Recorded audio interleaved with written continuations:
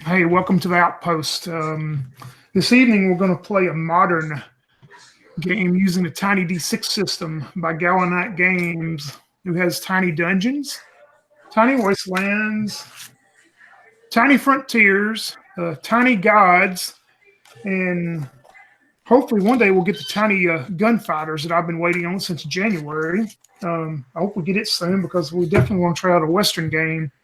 But check out the Tiny D6 system from Galvanite Games. We're going to play in a modern setting. Basically, what I've done is go through the three books I just showed you, and I've gone through the tiny designs and pulled out a bunch of traits that I feel like fit modern type setting. And we'll see how they work for that and see where this game goes. This is the first time we've tried it out using a modern deal, so we'll just try it out and see where we go from here. We find ourselves in the town of Victory Hill, whatever state in the USA that you want to put it in. Population is 22,477. October is here, October 2018. In a little over a week, the annual Peterson Pumpkin Farm Festival will bring in the official start of the autumn season. Life here in this town is usually pretty uneventful. You have a few shoplifters you read about in the newspaper. Some of the mischief goes on at the school, of course. Then on the weekends, on Saturday night, the teens not having much to do, not being old enough to go to one of the local clubs, they're racing their cars up and down the street on Saturday night, causing a little havoc. But the past few weeks, 2 to 3 to 4 weeks, you've heard some stories, some gossip going around about several pets have been being found dead, and it appears they've been like savagely mauled.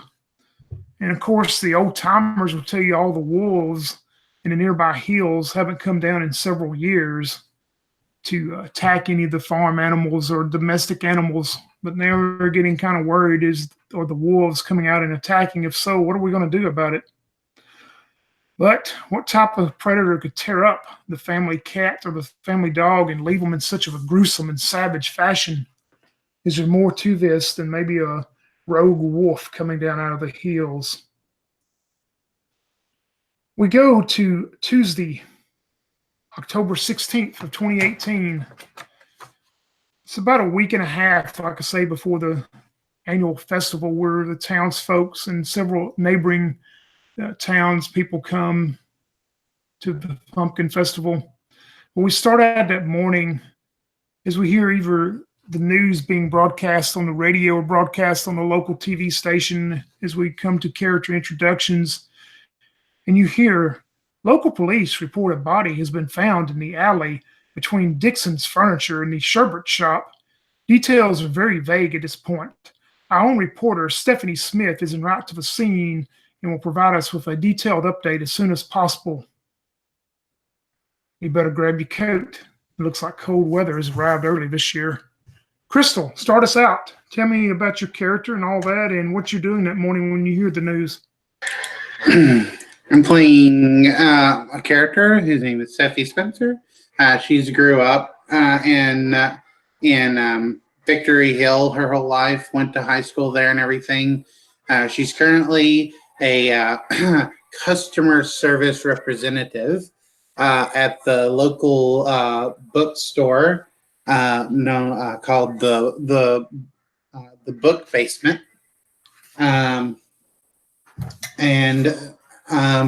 She's looking through memes on her phone, laying in bed, just being lazy. She's looking through some of the local memes about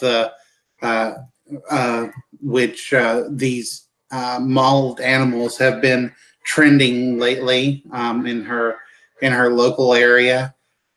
She comes across one with a news reporter asking, "What could be causing these terrible maulings of these animals?"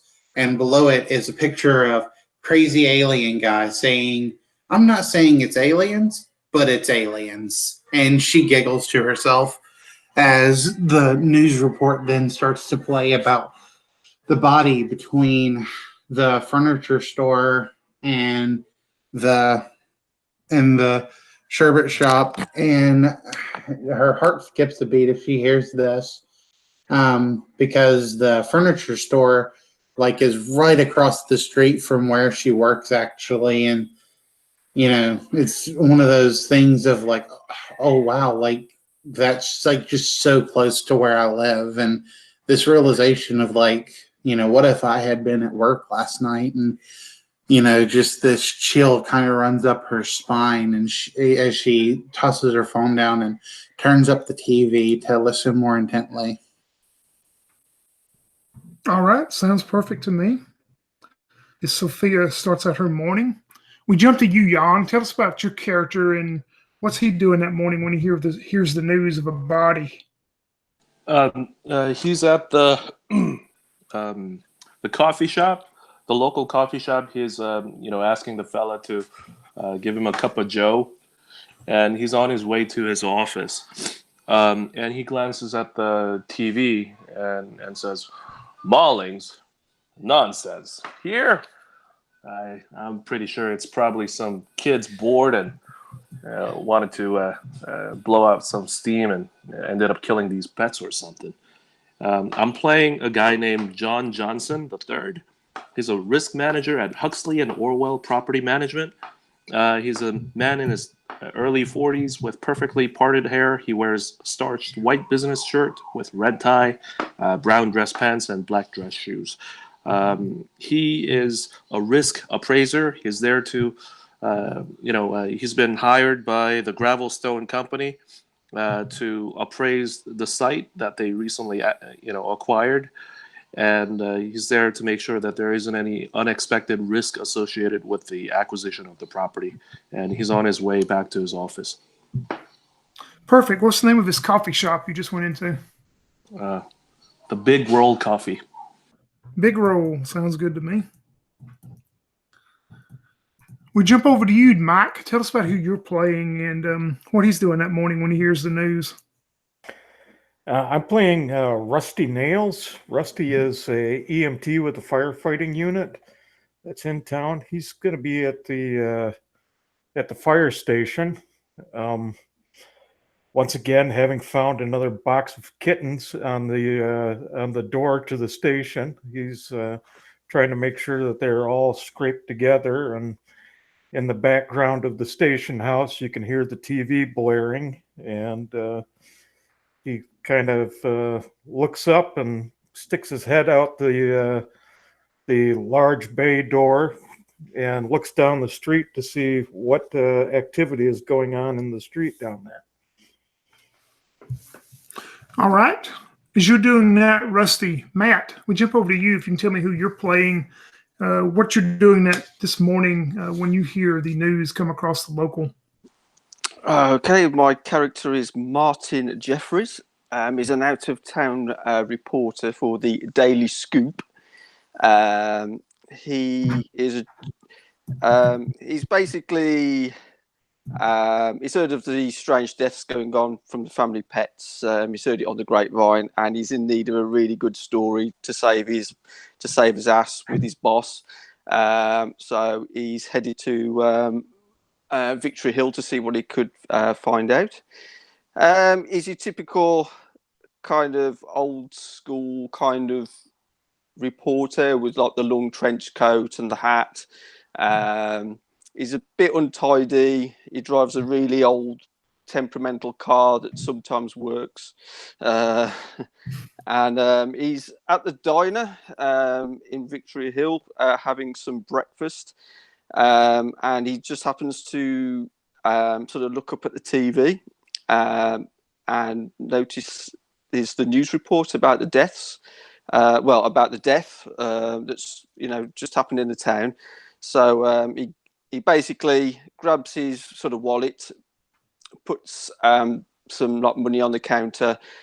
He grabs his hat off the counter, and he just sort of goes out the door as fast as he can because he wants to get all the juicy news gossip that he can whilst it's still fresh.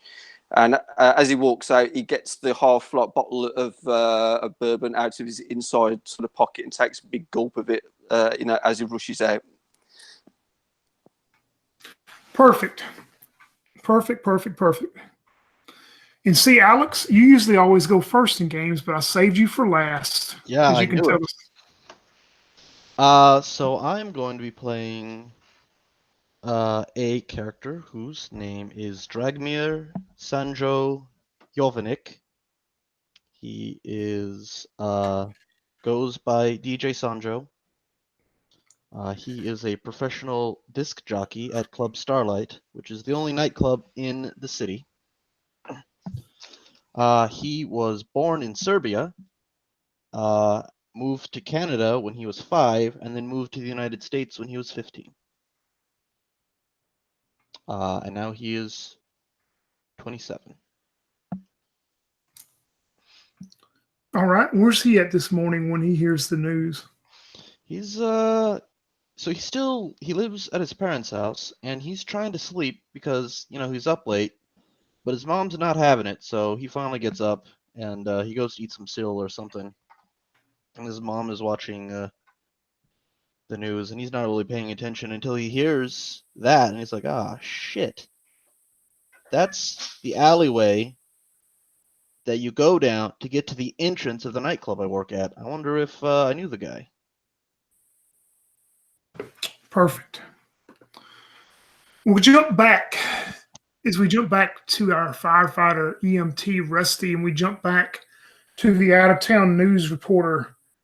And also, we'll jump into John as you're making your way to the office. The three of you see the alleyway there between the furniture store and the sherbet shop, the ice cream shop. You see the police tape up, and you see a couple of the police units. The locals that live here would know that it's a very small police force. But you see most of their force standing around the police tape and stuff. John, you see this. Rusty, you see this. And also Martin coming out of the coffee shop. In fact, Rusty, you see the police chief. His name is V.W. Dennison. I'll put it in chat also. V.W. is a 25-year veteran of the force. He's 55 years old. He's kind of, in his last few years, he's has it peaceful and quiet here, and he just wants to get his 30 years in so he can go fishing on the lake somewhere. But you see him standing over there, Rusty. Sure you've dealt with him sometime in the past or recently, but you see a very worried look on his brow. His face is very stern looking, and usually he's jovial and fun to be around, but he looks totally different this morning. Yeah, I'll go up to him. I go, hey, Chief, what seems to be the problem today? A little blood you need washed down at all? He comes over, he motions you over kind of to away from the rest of the group of officers, and you see about this time you see the van from the coroner's office coming from the neighboring town. And of course, you would recognize that you see it driving up also, but he motions you away from the small crowd that's there. And he, Rusty, we've had something very disturbing. I know you've been hearing about all the animals being found mutilated and stuff. And, of course, everybody has a reason. The old timers say it's the wolves coming down from the hill. All of them darn kids that are going back out of this loud DJ club, they think it's aliens coming out of the sky, it's doing it and stuff. But Lady Green down there, she thinks it's Mr. Smith that's doing it. Can you believe that? Mr. Smith, he's what, 95 years old now? How could he get out of his house to do that, Rusty? Well, you know that Miss Green, she doesn't have all her cards in a row. She might be missing a few, if you know what I mean. You want me to head over there and talk to her while you're dealing with this? Well, ever since Colonel Mustard left her those years ago, she's just never been the same, has she? That's true. Is Smith okay? We don't think, should I check on him? I don't mind doing a little run around since you guys are tied up here. I just got a box of kittens. That's all I'm dealing with. VW starts letting out a laugh, and you think maybe he's laughing at what you just said about the kittens, and he says, "You know, and the things that I deal with, you have to get a little laughter, you know, but can you believe Colonel Mustard left Miss Green and fled town with that harlot, Miss Scarlet? My God, she'd been with everybody in town, hadn't she? And the Colonel run away with her? But anyway, that's old news. Let's get back to what's going on today. Well, this is horrible. We found a body in the alley, and it's been torn up and mutilated, much like the dogs and the cats. But it's one of the city commissioners. It's George, and you would know when he says George. Everyone would know in the town of George V. Atos the Fourth. He's a 71-year-old multimillionaire who made his money in the years of running several businesses in a larger city, and he moved here to retire. He's very outspoken. He's just a typical businessman. Things are going to be done his way, but he's a very philanthropist also. But a lot of people, didn't like his outspoken deal. But that's who you would know as George V. Atos the Fourth. He's one of the 3 city commissioners. No, not George. Yeah, and I don't know what George would be doing. I mean, I don't know. We haven't got a time. This happened sometime during the night. I can't imagine George being out late at night. Of course, we'll do all the standard tests for narcotics and alcohol in his system, but there's not going to be anything in George's body. Yeah, that's true. He was pretty much straight like an arrow, just right down the row. Do you want me to bring some stuff over you want me to start running a talk screen on them or anything, or you're just going to leave that up to county? Well, you see the county van just arrived, from the neighboring town there. We don't have the stuff to do it here without, so I think we should be best to let them do it and take the body. But yeah, why don't you run by and talk to Miss Smith today and see if you can get that crazy idea out of her mind before she stirs something up. Okay, I'll talk to Miss Smith. Or is it Green? Is it Green or Oh, Smith? yeah. See, you got my mind. Maybe it is aliens. I know you got a lot going on right now, Chief, and I'll just, like I said, just give me a call. I'm just housing cats right now. He looks in the box and he sees the black and white striped cat in there, the patchy black and white. He says, "Take that by the Sanchez house later. I know those kids were looking for a cat." The Sanchez's? Yeah. Okay, I can do that. That's yeah. good. Go talk to Miss Green and see if you can get those crazy notions out of her head for me. That would help me quite a bit. Oh, I'll settle her down. Besides, I could use a cup of tea right about now. Settle my nerves. I'm all jangly with all this going on. All right, Frank. Thanks for your help. And he calls you Frank as he turns around and walks off because his mind is so muddled with everything going on as he walks over towards the 2 attendants coming out of the county van. What about Martin? Let's jump to you, Martin. As you see the conversation, or you can see the 2 subjects talking there, which you would know would be the police chief. You can tell by the insignia on his uniform, and you can see him talking to the firefighters. He moseys off as you walk up to where the police tape is, Martin. He's basically got his pen and his sort of notepad out, at the ready, and he just fires off at the chief. Chief, who's a victim? Who's a victim, Chief? Are the people safe in town? Is this related to all these maulings, do you know? And what are the police doing about it? What you would know to be the police chief, he stops for a moment as you see him walking to where the van was and the 2 attendants who've gotten out of the van, and he stops in his tracks and he looks at you and he puts up a hand like he's going to be with you in a minute, but he looks over at another younger officer, very burly, very muscularly younger officer. You can see has stripes on his uniform, which would indicate he's a sergeant. and he motions for him to come speak to you as he goes off to do what he's doing. But this young officer comes up and he says, I'm Sergeant Johnson. I've never seen you before. Do you have some identification? He takes out his like press card, just to show him. Yeah, and he takes a look at it very, very closely and eyes it, and he says, you sure did get here fast. No way news could have traveled about a possible murder that quick, is it?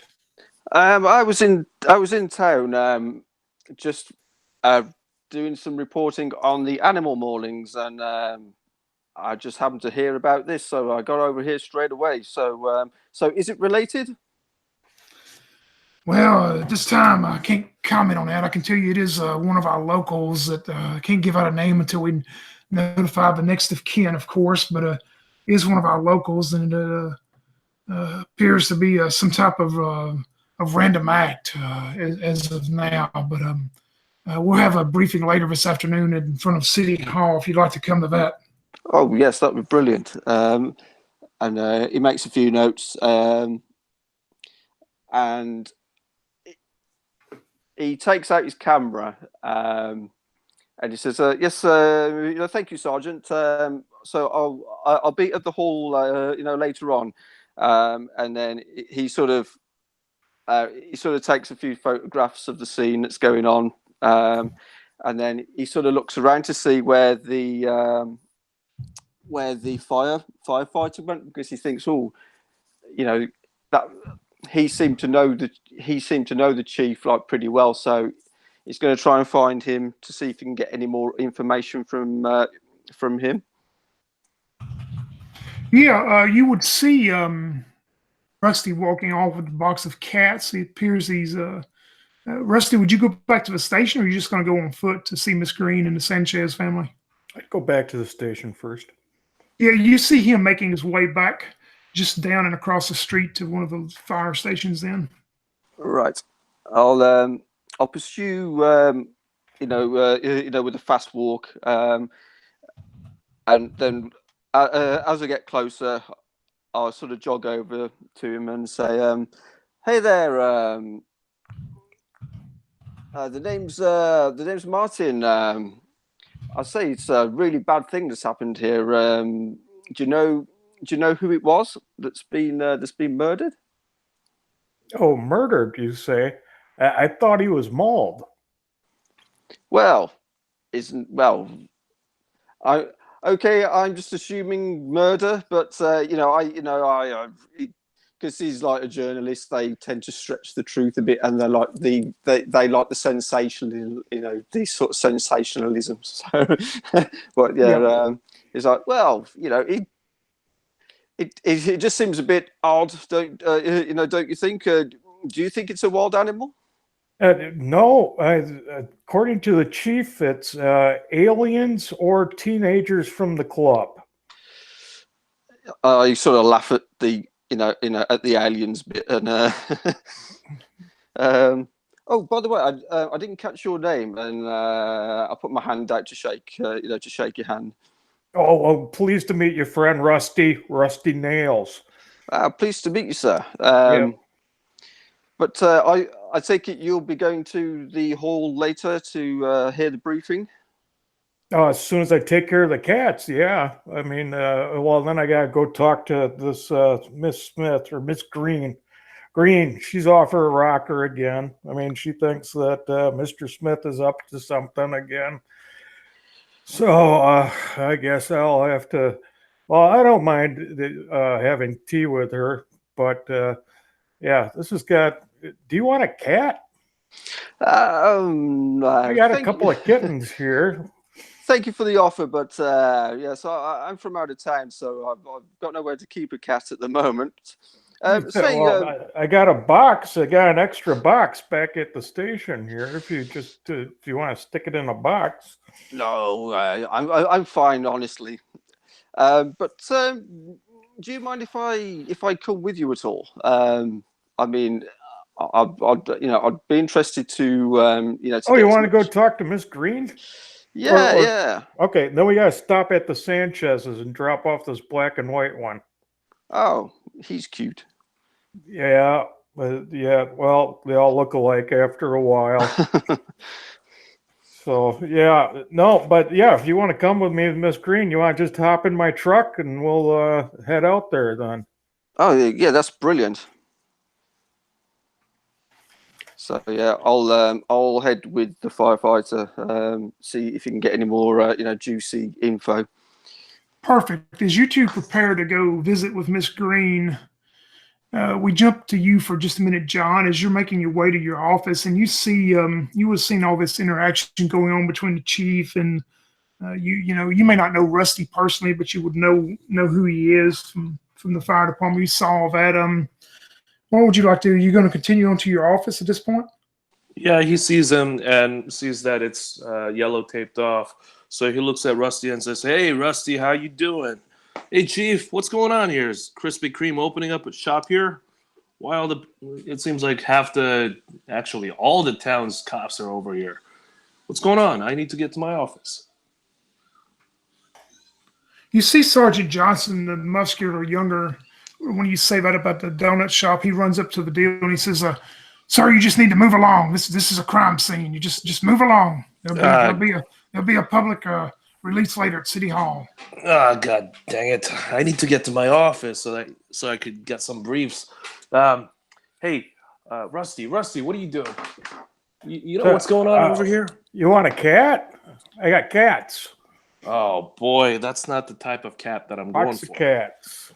What's going on here? Those teenagers trying to break into the nightclub or something?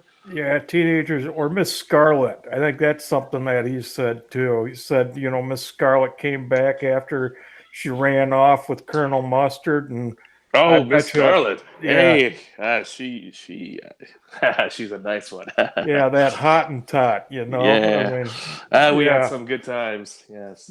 Oh, you had good times with her? Who didn't? Yeah, well, you did. You didn't?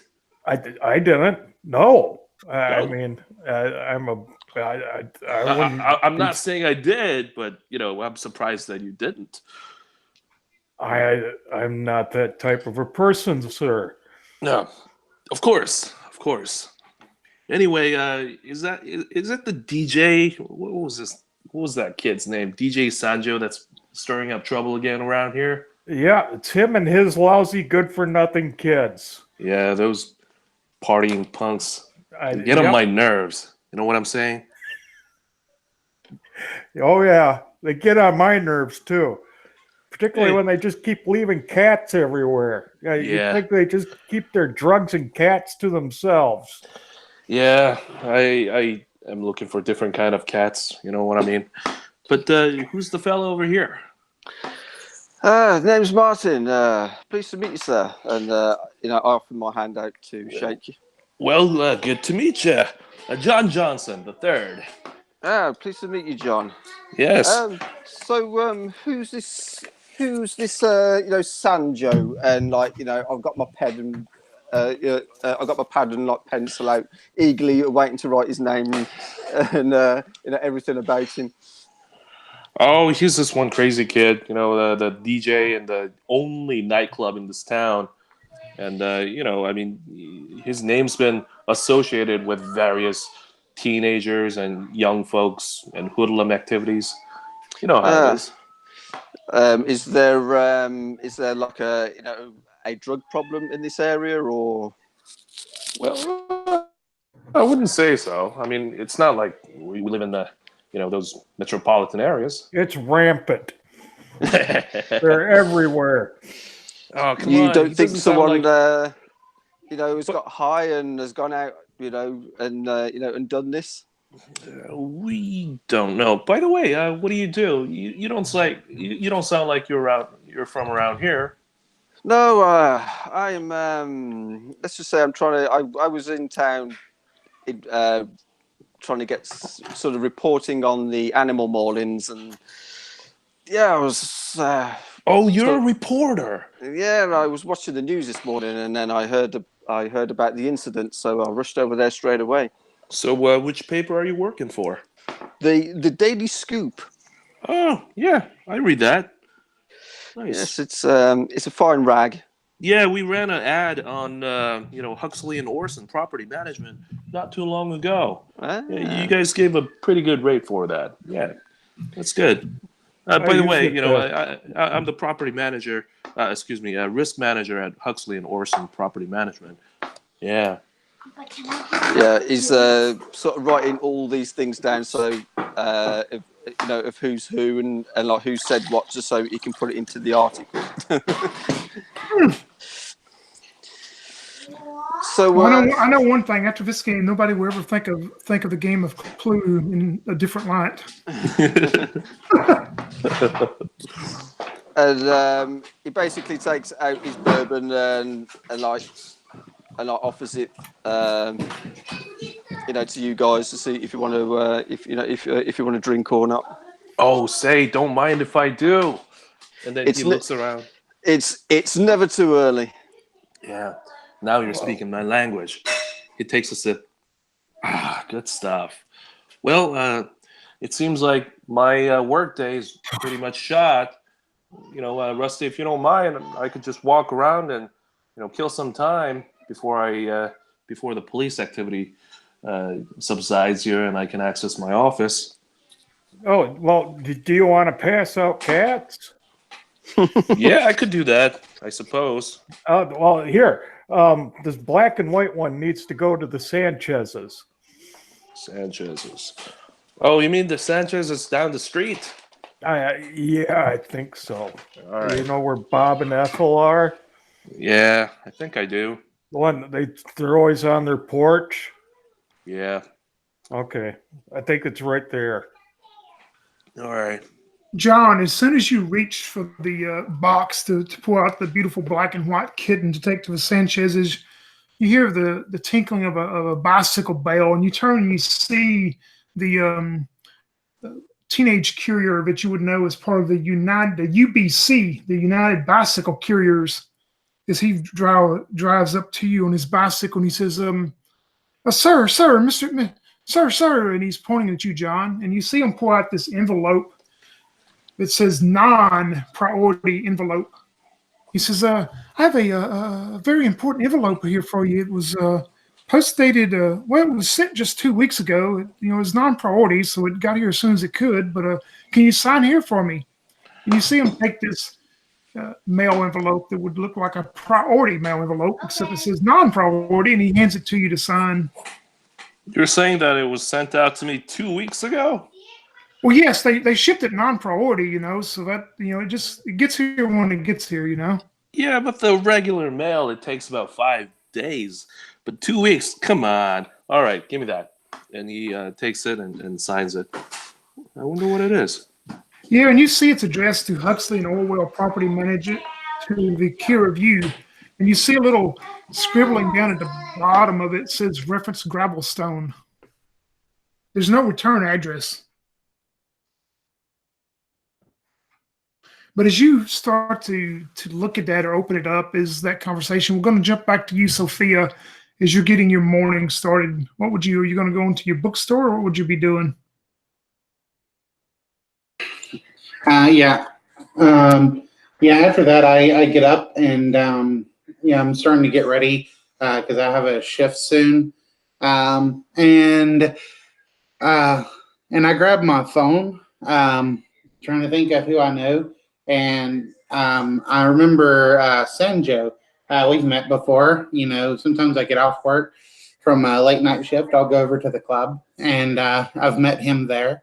And we've kind of become friends. So I think, hey, that was really close to where he works. He was probably working last night. He's probably not up yet, but I'll just shoot him a text and see what he knows. And so I text Sanjo like, hey, did you hear about that attack outside of Starlight Club last night? What was up with that? Do you know anything? And Sandro is awake, so probably 3 minutes later, a reply comes in, nope, nothing happened by the time I got off my shift. So it must have been after midnight. And I'll text back, thanks. Well, hopefully nothing else happens. I would hate to be the victim of an attack when I get off tonight. What time do you get off? Supposed to be getting off at 6.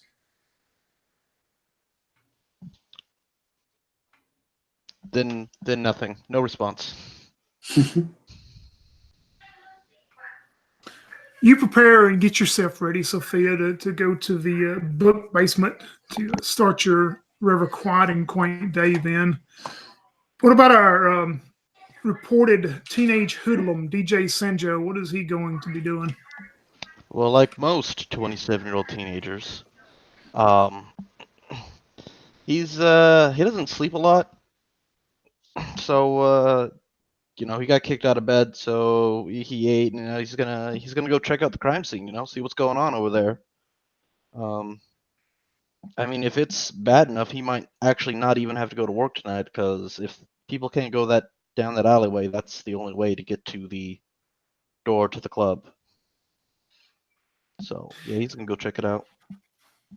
Yeah, and as you do, you see the group of local men over there visiting and talking with what appears to be a news reporter. By the way, he's making notes and stuff. And you see the chief, Sergeant Johnson, would approach and he says, Sanjo, not going to be able to get to the club right now. We should be cleared out, though, in the next, well, I hope 30 minutes and stuff.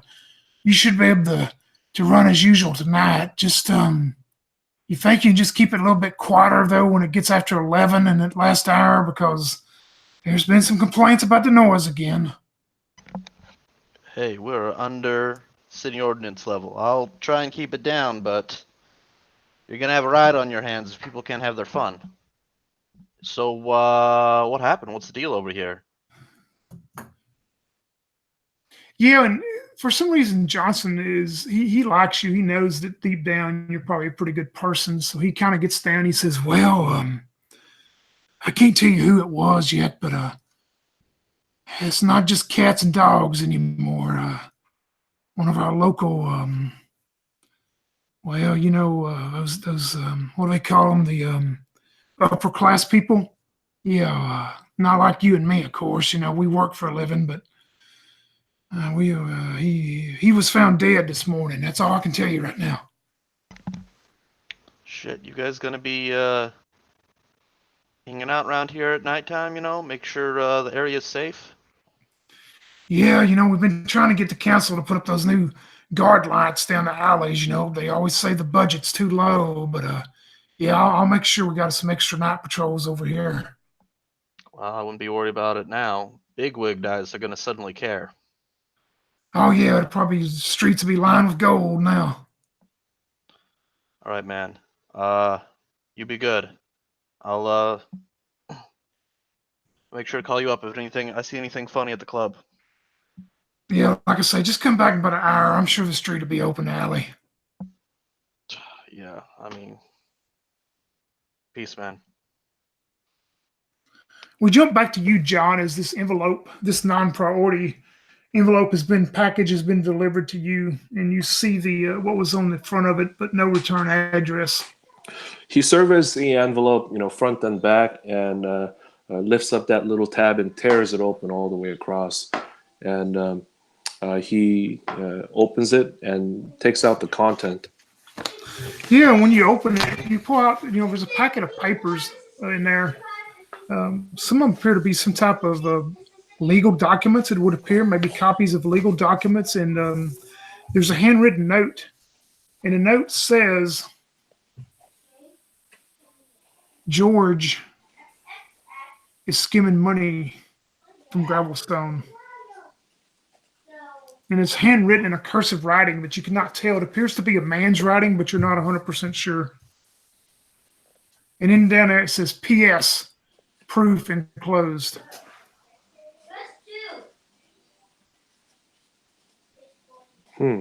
That's interesting.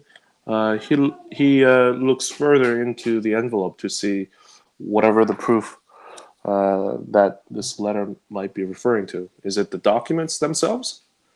Is it Yeah, like a statement? you start seeing some scanned documents, not the originals, but some scanned documents with a lot of signatures and a lot of things. And to give a little bit more background about George V. Atas IV, the multimillionaire who evidently is the deceased this morning, also was one of the local city commissioners. Y'all would know from newspapers, and some of you that would maybe know George, or he was a very outspoken proponent of the city, and you'll know he was very upset because Gravelstone decided to build the new rubber tire plant just outside the city limits. And George was very upset over this because knowing that the city would not get any tax revenue from this, with it being outside of the city limits. So George was very outspoken about, Gravelstone, and that if they wouldn't build in the city, he would just wish they would go on somewhere else.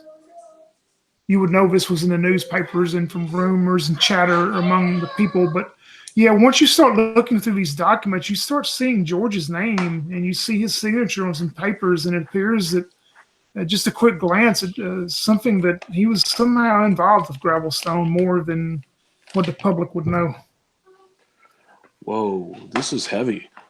And then he's skimming through the paperwork, and you see him furrowing his brows. He looks up at the reporter and quickly notices Rusty, and quickly puts the briefs inside that envelope, and says, "Hey, by the way, you know where I could find George this morning?"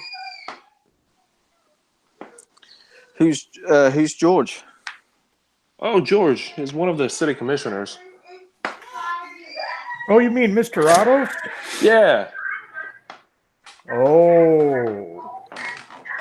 it seems Oh, like. I don't think you're going to find him today. Why not? Did he go out somewhere? I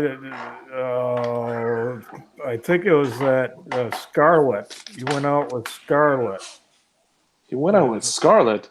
Yeah, yeah, a little bit with Scarlet, Yeah. and maybe he bled a little too. I don't know, but Well, at his age, going out with Scarlet would definitely do something like that.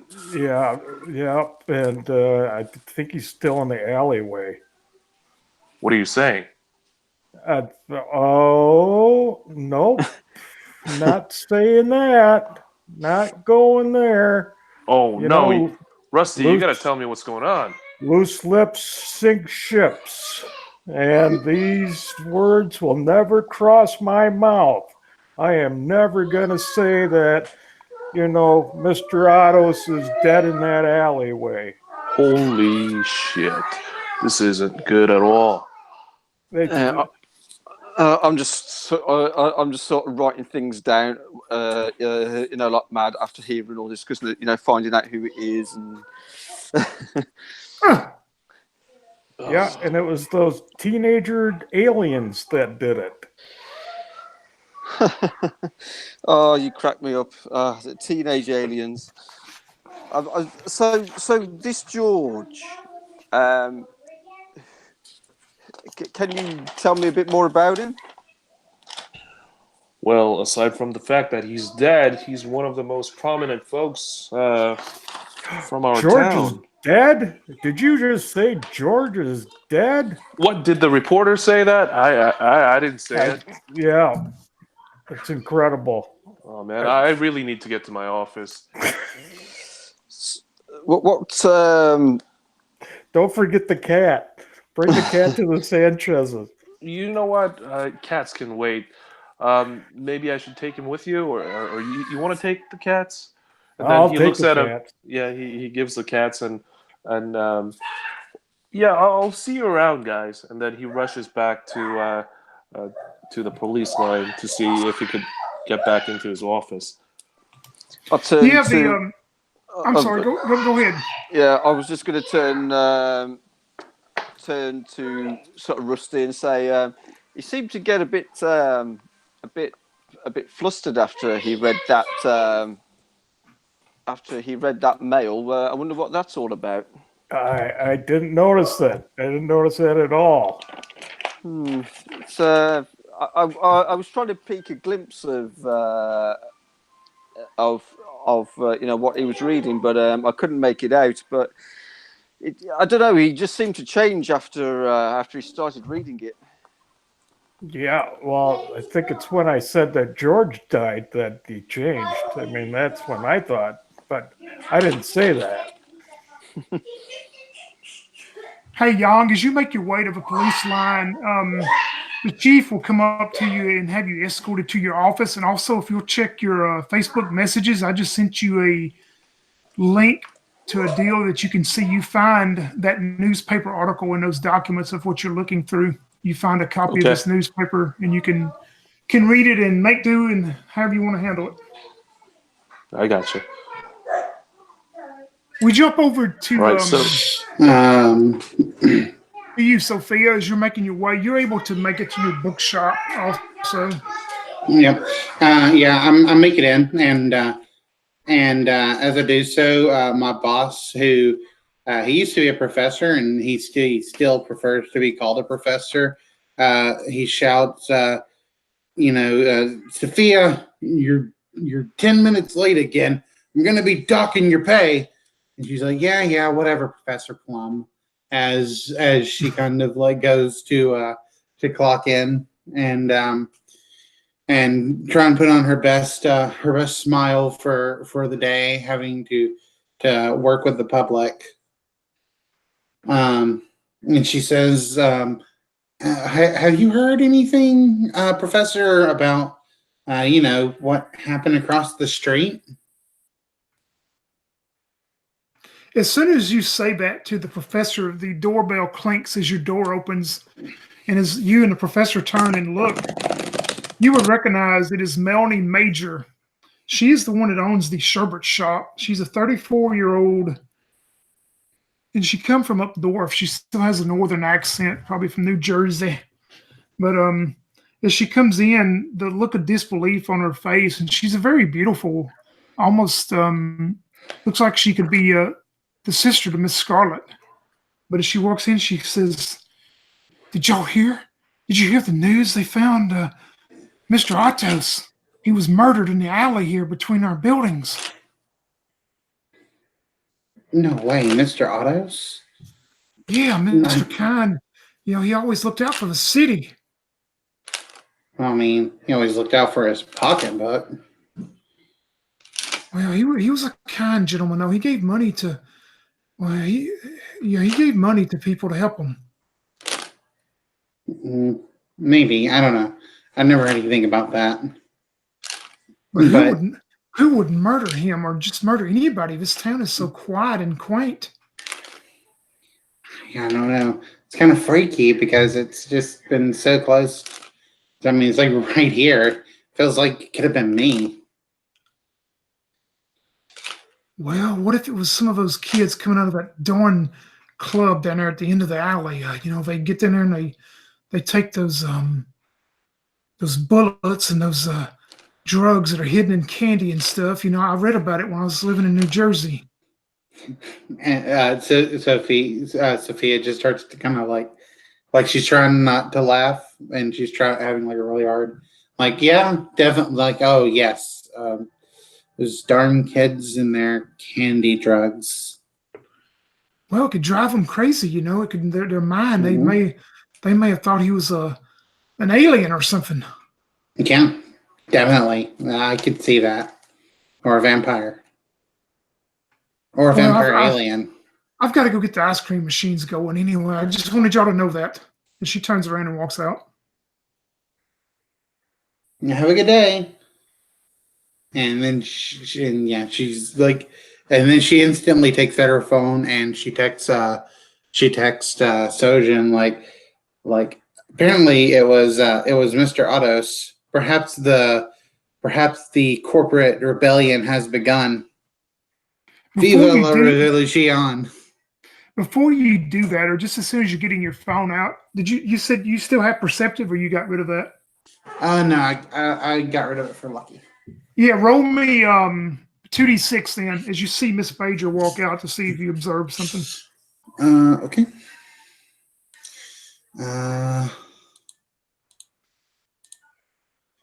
I got a 6 and a 3. I think that's a success, right? Yep, 1-6 is a success. You see as she walks out and starts to make her way to the sherbet shop there.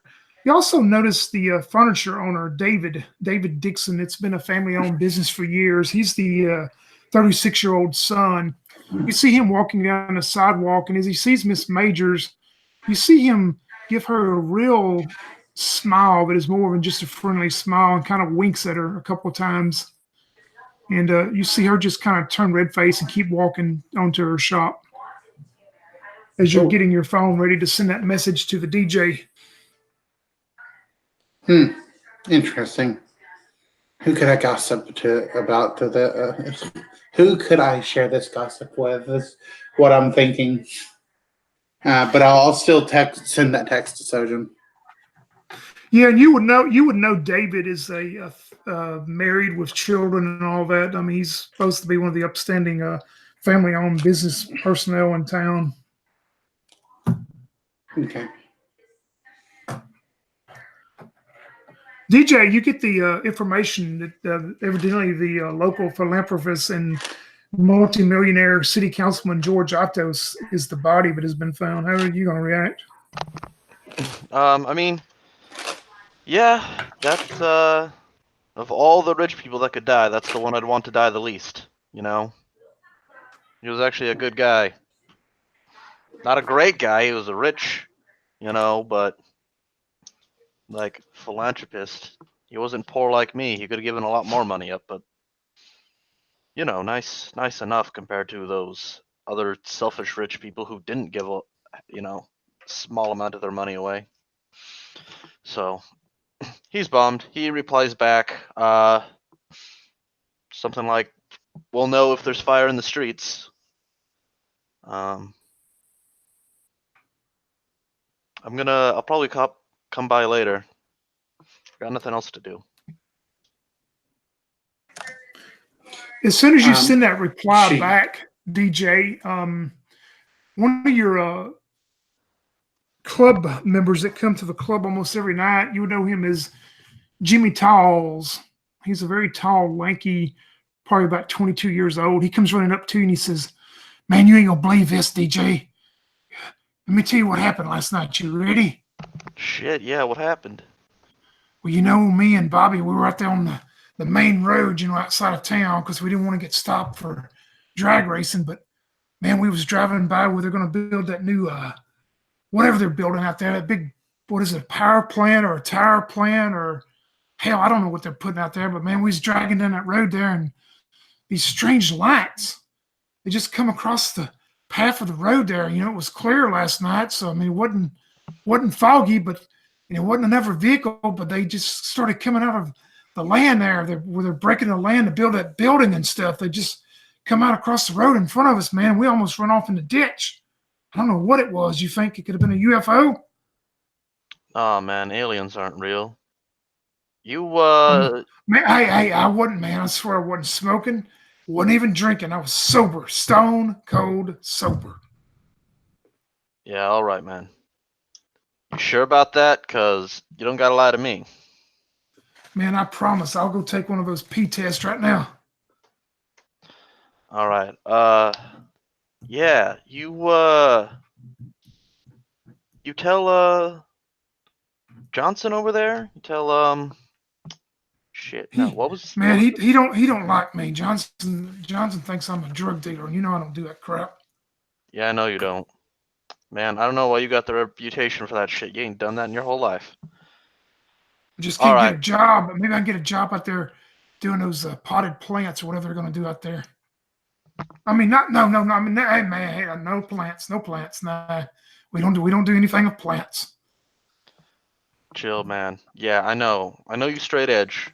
You come down to the club and you're never hanging out with them Molly kids. So. No, not me. But I'm telling you, man, those lights, they come out of nowhere and it wasn't from a car or a truck. I mean, what, they come out of the ground, you said? Man, they just started coming across the road like they were 6 or 8 foot high across the road and just floated out like in real fast across. They come out from where they're going to build that what are they building? A banana factory or something? I don't know. You know what I'm talking about, though. Yeah, I know what you're talking about. I mean, was it like an airplane flying close to the ground or something? Man, I thought it was headlights from another car, but I don't know. It's just lights. There wasn't anything else with it. I mean, you were close enough by. You don't think it was like a helicopter or some shit? Man, if it was, they must have flew in Vietnam or something. Was that movie the Big Red One or something like that? I saw. Oh man, you don't know. You know I don't know American movies. Well, anyway, it was some war movie. I think maybe it was World War One. I don't remember, but anyway. Yeah, I'm gonna go. I'm gonna go tell my buddy over there what's going on. Man, I got to go. You see him take off running down the street. I try and see what he's running from. Well, when you say that you're going to talk to the police guys, he takes off. All right. Well, I'm gonna go over there. I'm gonna tell him. Like, I mean, does this guy believe me when I say, that guy's clean? He's totally fine, or does he not really believe me? Who, Johnson, the police officer? Yeah. Does he believe me when I say what was the guy's name? Jimmy? Jimmy. Yeah, Jimmy's done some minor stuff before, and there has been a rumor that he's lately gotten involved in selling some type of narcotics or stuff, but he's never been caught with them that you know of, and you've never seen him do it at the club. So Yeah, I'm gonna go talk to Johnson and tell him what Jimmy told me. yeah, and Johnson, when you go tell Johnson, he says, "Well, I'll send someone out." Well, no, I can't. I'll have to call the sheriff's department, get them to go out there tonight patrol.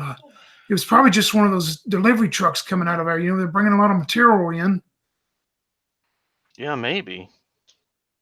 I don't know. The way he described it sounded kind of funky, but I wasn't there, so I can't really comment. Well, I'll get over to the sheriff's department, have them send somebody out there tonight, check on the place, and then, hell, it may have been some of them Gooden boys walking. Well, they may have drove in there and stole some stuff too. You never know about them. Yeah, those are not some people I'd want to mess with. Anyways, like I said, if I find out anything, I'll let you know. So if I find out anything else, maybe next time I'll give you a call. But you were right there, so. All right, man. Thanks. We're about to get this tidied up. I'll see you later. All right, see you, man. And yeah, he's gonna go leave. He's gonna. I mean, the bookstore's pretty nearby, right? Yep, it's just a walk away. Yeah, he's probably gonna head over there. Hang out there until Plum yells at him to leave. Yeah, we'll go back then. Rusty, you and our new friend, the out of town newspaper guy, Martin, he's already got a story to tell from just being in town not very long. But as you make your way to Miss Green's house, you see her vehicle is gone, and there's no lights on in her house. Well, I'm going to check it out. So I'll go up and bang on her door. Yeah, and you hear her cat. She has an old cat in there. You hear it meowing and stuff, but you don't get any reply from Miss Green. And appears to be no one there. The door is locked if you jimmy the handle, and also you see all the lights are turned off, and which is not unusual for her to be gone early in the morning. Okay, well then I'll. Mr. Reporter, are you still here? Yes. I can hear a cat beyond there. It's there's certainly a cat-friendly town. This isn't it? This is a cat-friendly town, but I think this is a bigger story. I think she's been abducted by aliens, by those teenage aliens that did not kill Otis. I just sort of look at you kind of blankly, as if to say, "Are you serious?" It's like, well, how else would you account for this? A woman not being home at the usual time. well, she could have gone shopping. She could have gone to see a friend. Right, just like Mr. Otto's did. I mean, just because someone's not in doesn't mean they've automatically being abducted. I mean, I think we should check Mr. Green. Check with Mr. Green, because I bet she's probably over there trying to make trouble, if I think of it. well, you know these people better than me, so I'll just follow your lead. They say, okay, well, that's fine with me. We could drive around all day if you want. Yeah. And we'll head over to Green's house.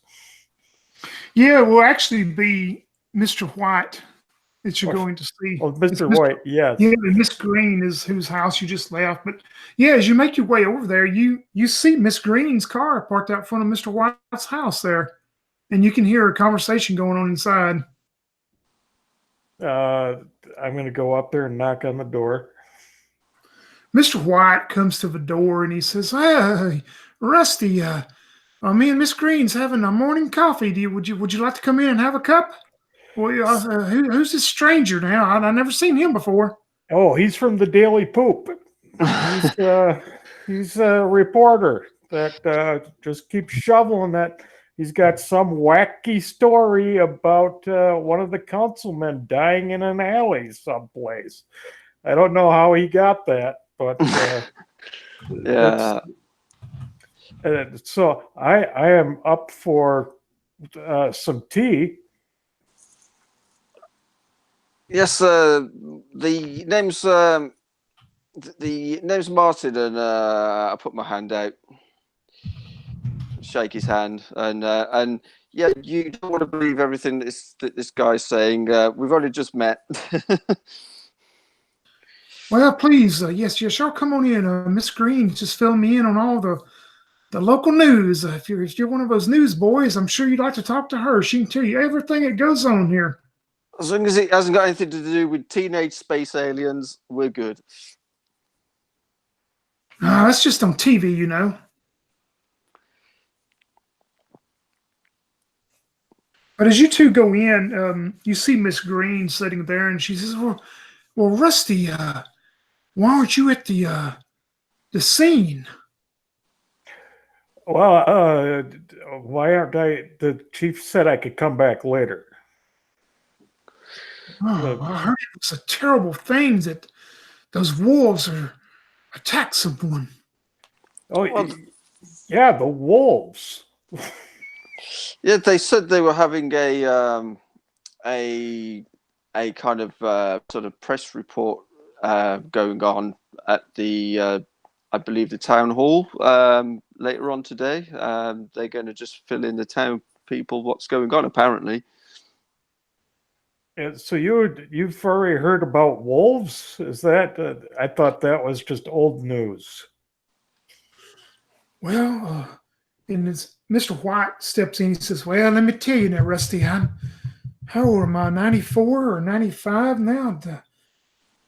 I've been here many a year and seen many of things. You know, back in my younger days, those wolves would come out of the hills and attack the sheep and the goats and the cows, and they haven't done that in years. And it could be them wolves are getting ready for we're going to have a bad winter. It was in the Farmer's Almanac this year. I read about it. But those You're wolves, thinking wolves because of a bad winter? well, they come down and feast on them cats and them dogs, and they're getting their fat on their bones. But poor Mister, I'm not supposed to. Miss Green told me not to say anything, but whoever that was, they must have attacked him in the alley late last night, and he couldn't defend himself. Are you talking about Mr. Otto's? Well, yeah. How did you know? I mean, no, I don't know. Ask Miss Green. I don't know how I know that either. Yeah, I don't know either. Miss Green, how do you know about that, Mr. Otto's? She sets her coffee cup down very daintily on the saucer, and she looks at you. And she goes, "Aliens." I knew it. That's what the chief said too. Teenage aliens. See? Martin rolls his eyes and he's just like, this story is just getting crazy. Well, now just a moment. It may not have been aliens unless they like Beethoven. Mr. White, tell them what you heard last night when you woke up to go to the restroom. Mr. White turns and he looks at you and says, "Well, I've got to get up several times during the night. Us old men, we have to go to the boys' room. But there was this strange noise I heard, and I knew it wasn't that DJ down there at the club. I know he plays all that funky kids music now. As teenagers, those 20-something-year-old teenagers are always playing that weird music. But this was like a symphony from Beethoven or Bach or Brahms or something, and it was this strange music and I opened my front door and I thought maybe I was dreaming or sleepwalking, but I just heard this strange music, and it was coming from that alley where all this happened. Well, the club's right there, Yeah, but they don't play that beautiful type music there. Everything down there would be like they play screeching violins, not beautiful, wonderful violins. Yeah, but when Sanjo gets all hopped up on something, you never know what's going to come out of his thing. Well, I don't know, but I thought it was weird to hear that kind of music coming, especially that late. So it was And I wasn't sleepwalking now because I made it on back to bed. Okay. It's some violin music in the middle. Are you sure you're not nipping at the bottle again there, Mr. White? I gave it up 33 years, 6 months, and 7 days ago. I bet you did. And okay, I'll just let that be. We'll let that be. So you guys haven't told anybody else, right?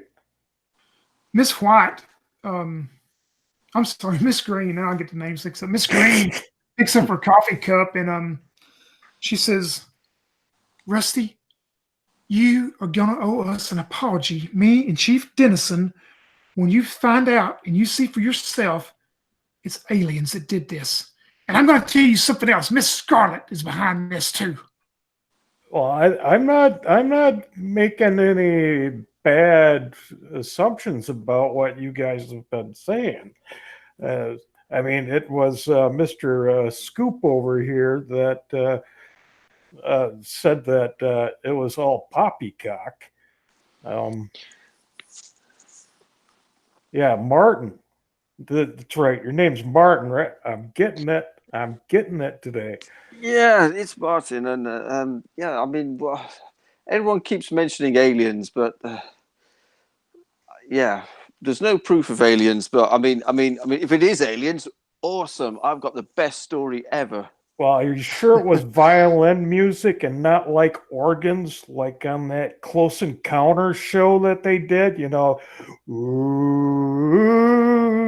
that type of, was it that or what kind of? I don't remember what it was. They did the lights and the organ. Do you remember that? And mashed potatoes piled up. Yes, I remember that film. I bet you that's it. That's what happened. You'll be saying that there'll be an alien, like sort of banging on the door, asking if you can phone home. Well, yeah, with the violins. That's how they're doing it. I think we should find this this DJ Sanjo and have a word with him. I mean, if it's happened by his club, and we've heard some weird music at the club that's not normally played there, I'd really like to go and find him to see just to see what his take is on all this. Say, Mr. White and Miss Green, you wouldn't want a cat, would you? Miss Green goes, "As long as it ain't red." Yeah, okay, I got a couple of them here. And he holds up one by the scruff. This one's just pretty enough for you. Well, thank you, Rusty. Y'all have a good day, but I'm telling you, y'all gonna be surprised, and you newspaper boy, you're gonna owe me a free copy of you wrote for the Rusty Rag? Is that the name of the place you work for? But whatever it is, The Daily You're gonna Scoop. Daily Scoop. Yeah, you're gonna owe me a year's subscription when the headline says aliens. Well, if it is, that would be one of the best articles and front page sort of things I've had in a long time, and it might just save my ass. Well, anyway, we're gonna finish our coffee and tea, and if y'all find out anything else, you get hold of me because I've got connections with the FBI. With the FBI? Oh, No. okay. No, Rusty. Oh no, Rusty! Don't you go tell nobody that. I try to Uh, keep that quiet. I don't tell people anything. I know you You don't, know, but loose lips. they'll sink the. What is it? Ships. Oh yeah. Ships. Mr. White starts chuckling. He says, "Yeah, back in the Great War, I was on a ship and it almost sunk, but if it did, I wouldn't be here today, would I?" That's true, because somebody would have been flapping their jaws. Well, anyway, y'all try to get to the bottom of this. I can't make it to the afternoon briefing, but if something comes up I need to know about, if I need to get out that old double bell 16 gauge and protect myself, you let me know. Oh, I don't think you'll need to do that, Mr. White. I mean, Well, I hope not. I think this whole teenage werewolf vampire cult from Yugoslavia is all centralized at that club, and it'll all be okay there, and the aliens will intervene. Yes, that's correct, Miss Green says. I'm telling you, the aliens, they have control of that club. Yep, and you've got nothing to worry about, because I'm on it, and the chief's on it, and the sergeant's on it. As y'all finish up y'all's conversation, John, you're in your office. Did you get the newspaper clipping that was in the papers? Did you see that? Young? Oh, I'm here. Did you see Yes, the I can hear you. newspaper article? Yeah, I saw the newspaper article. Okay, good enough. You can have, like I say, handle that however you want, if you want to bring it out later. Yeah, But yeah, most of the papers though you find in there, you do see George's name is you can't really put any two and two together, but it appears that maybe he was involved with Gravelstone somehow and in some way. But there's no really what you would call damning evidence against him. But you do see his name in some of those papers and stuff. A lot of it doesn't, even in the job you do, it doesn't make any sense to you. He tries his best to try and figure out where the envelope came from, who the original sender of this envelope is. Yeah, and if you get to looking enough, you do see a postmark on the back of it. It says Diego, the city of Diego, and you would know that's like a very large, like 3 to 4 million population city that's up north of where you live at, a couple, 2, 3, 4 hours up north of you. Oh boy, what's going on here? And you would also know, dealing with Gravelstone, you would know that's where their home office is in Diego. Does it mention, the person, the sender's name, or anything like that? Or does it seem No, like there's nothing. It's all anonymous, seems to be. Oh boy, he has his head in his hands. He's rubbing his temple, and he looks at the paper and then opens up his desk drawer, puts it in there, and locks it. I gotta talk to somebody about this, but this is potentially a conflict of interest. What the hell? And he starts speaking out loud. So if Atos is murdered, I mean, did he have some sort of an influence by the court decision in favor of Blackstone in federal safety violation? I mean, did he know a certain secret about Blackstone and was going to expose them unless they pay? What the hell is going on?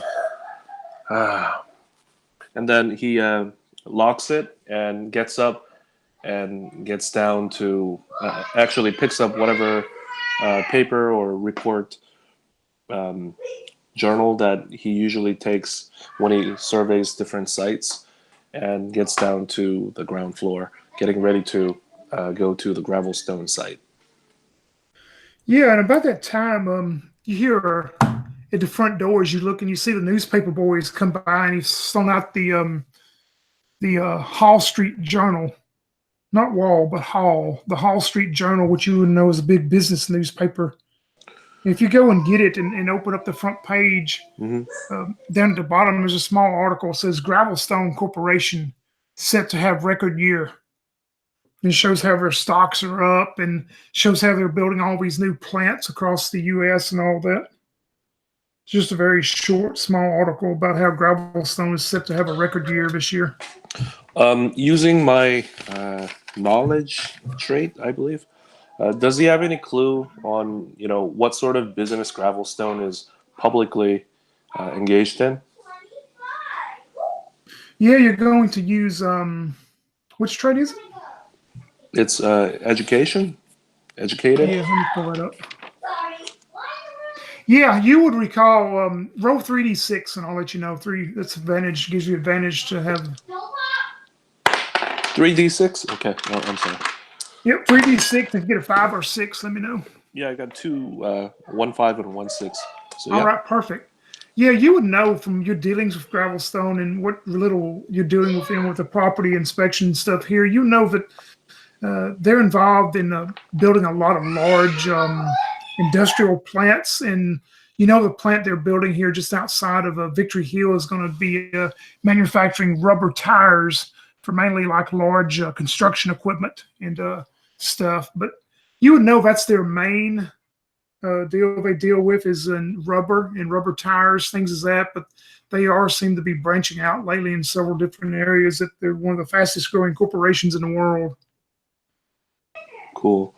Does he have any idea about the types of federal safety violation that they had before?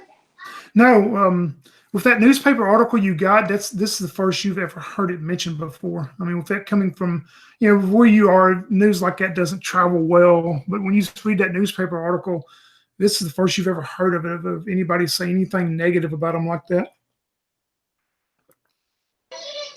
Oh, interesting. Yeah, he gets up, he gets his journal, and heads downstairs. Yep, and as you do, we're going to progress the day on some as y'all make your daily rounds, and news comes to you at 3 p.m. that afternoon in front of City Hall. There's going to be a news conference, but as you're making your day along, I'm going to start with you, Crystal, with Sophia. Roll me a D4.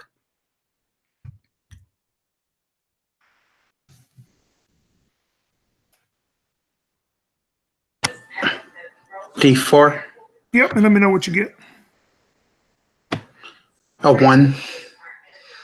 Yeah, during the day while you're doing your job there at the bookshop, the bookstore, you also hear some customers coming in and talking about people seeing all these strange lights on the highway at night down close to where Gravelstone is putting in the industrial buildings and stuff. You start hearing that story as your day progresses about people encountering these strange lights and think they're meeting these large trucks or something, but then the lights just dissipate across the road. John, roll me a D4. I got 2. Yeah, John, you during your daily rounds and maybe talking to some of your business associates or friends, you start hearing about people laughing. They're laughing at DJ Sanjo, saying that he's getting a little bit educated in music, because you start hearing of them talk about hearing this strange classical music being played coming from his club late at night. That's the rumor and stories you hear during the day. Rusty, how about a D4? That's 4. Rusty, you start hearing stories during the day that there's a bunch of you've heard of the Goodwin Boys. The Goodwin Boys are like local thugs, local thieves that always are trying to prank or break into stuff. Nothing serious to hurt anybody, but they're always up to something. But you start hearing that evidently there's a new set of thieves in town that are going to that club, and they're selling drugs at the club. And uh, you hear, in fact, you hear a story that one of them was bragging about doing this twisted, sadistic murder up in the city of Diego several months ago. And it may be the police, they should start trying to find these guys and look at them, check them out. This is what you hear during the day. Okay, doke. How about Martin, the news guy? Roll me a D4. On 1.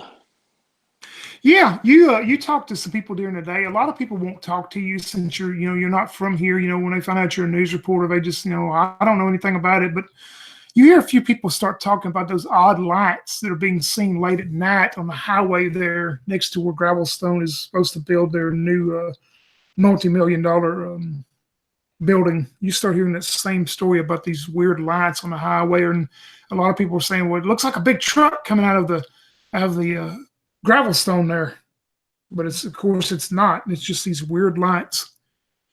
And how about the DJ? What are you going to hear during the day? Throw me a D4. I got a 2. You are going to hear an old legend that was told many years ago about how in the woods just outside of town, where before they turned most of the area into farmland or plains, grasslands, that you're going to hear an old wives' tale about out in the woods. There used to be a lady that lived there. That she was good-hearted until they started coming into the woods and destroying nature, and that she used something to bring all of these fairies to attack the people and send them away and not destroy the nature. That's what you hear during the day from some of the old timers around town. And they say that evidently the wicked witch has come back. Well, that's not the craziest thing I've heard today. And We, unlike aliens, fairies are real. but yeah, as we make our way to that afternoon, as you all meet, and several of the other local townspeople are going to meet in front of City Hall for the conference. You see the police chief, Mr. Dennison. He comes out. Sergeant Johnson's with him, and you also see another gentleman wearing a suit and tie, and you see he's got some type of badge on there. You would know he's not a local officer, but he's probably from either the county or he's from one of the state agencies. As they come out to the front of City Hall and prepare to give a public information, and also for reporters on what has transpired that day. And as we do, we're going to take us about a 5-minute bio break, and we'll also give y'all time as all of y'all will be finally joined together to see how you want to proceed. So you can think about after the news conference about how you want to proceed and what y'all would like to do next as your group is hopefully going to form up and see what you can find out. But let's take us about a 5-minute bio break, water break, whatever, and we'll be back. Cool.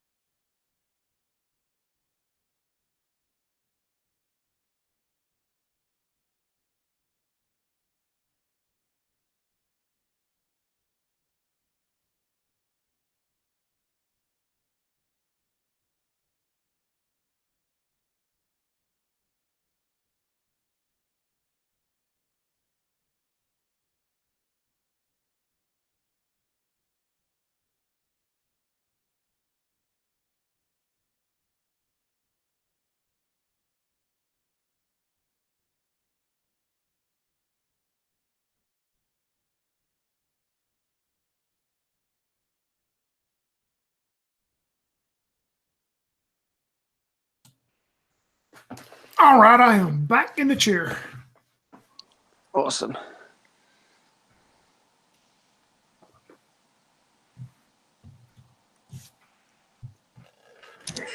I'm here.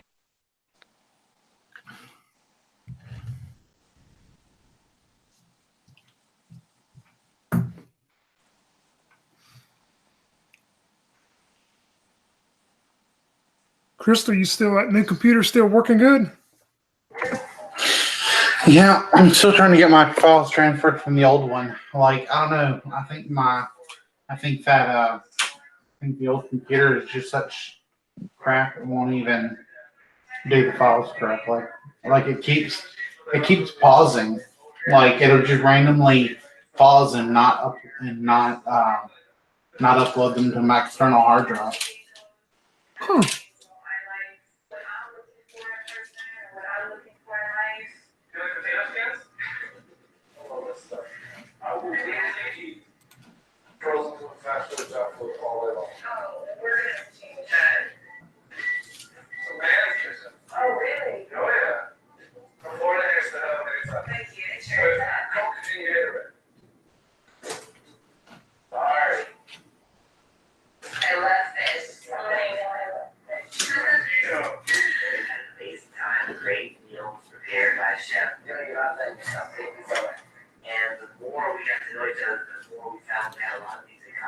I see Mike and Alex. You're there, aren't you?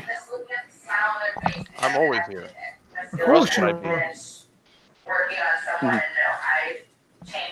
So we were waiting on Jan.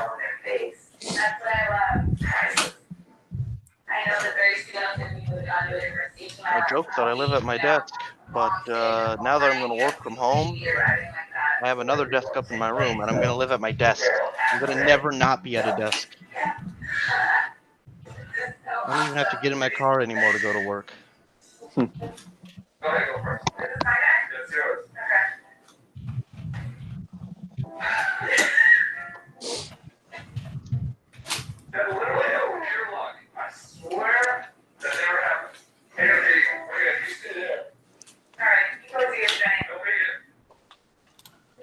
Yeah, I don't think I could work from home. I'm not a very self-motivated person.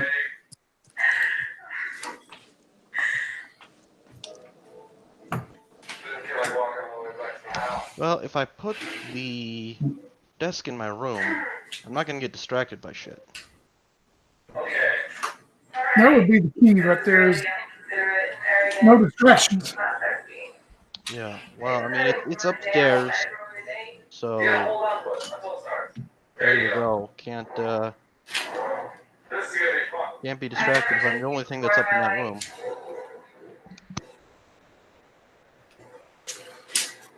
I would have no distractions because it's just me here, so nobody would distract me.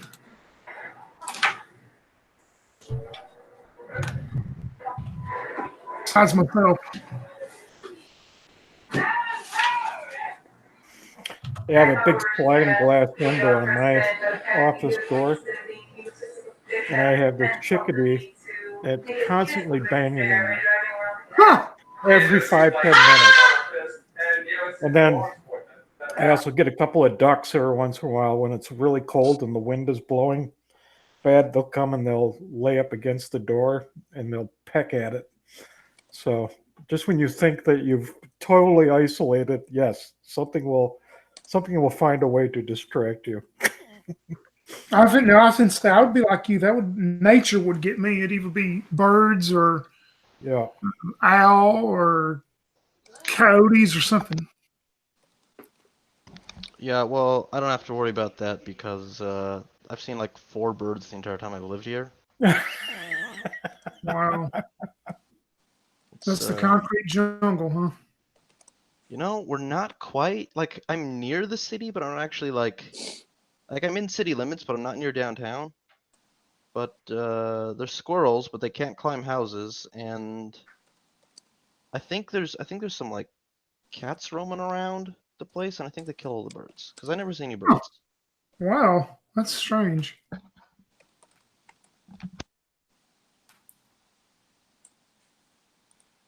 Young, are you back? Or are you still corralling kids? I'm here. Yep. All right. I think we're all ready then. As you five gather at the front of City Hall, then, and you see the chief, the sergeant, and this unknown law enforcement officer saying, the chief, he still has that real worried, very stressed out, terse look on his face that most of you would know is probably not very common for him at all. He approaches the speaker and he says, I'm sure most of you know me. I'm V.W. Dennison, the police chief. I'm sure there's been a lot of stories going around today, and the first person he turns and looks at is, of course, is Miss Green, who's standing in the front row down there. Most of these stories are false, of course, but what I can share with you is that it appears that the rampant attacks on the local pets of the cats and the dogs and things appears now that there's been an attack overnight on one of our local citizens, and the family's been notified. I can share with you it was Mr. George Atos IV. His body was found in the alleyway this morning there next to the furniture shop and the sherbet shop and close to the bookstore and just up from the club there. But the body has been sent to the state for an autopsy and other things to try to determine.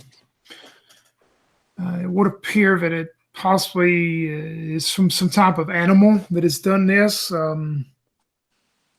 There was one strange item that was found there on the scene, and we do want to let the citizens know this in case you run across this or have seen this before.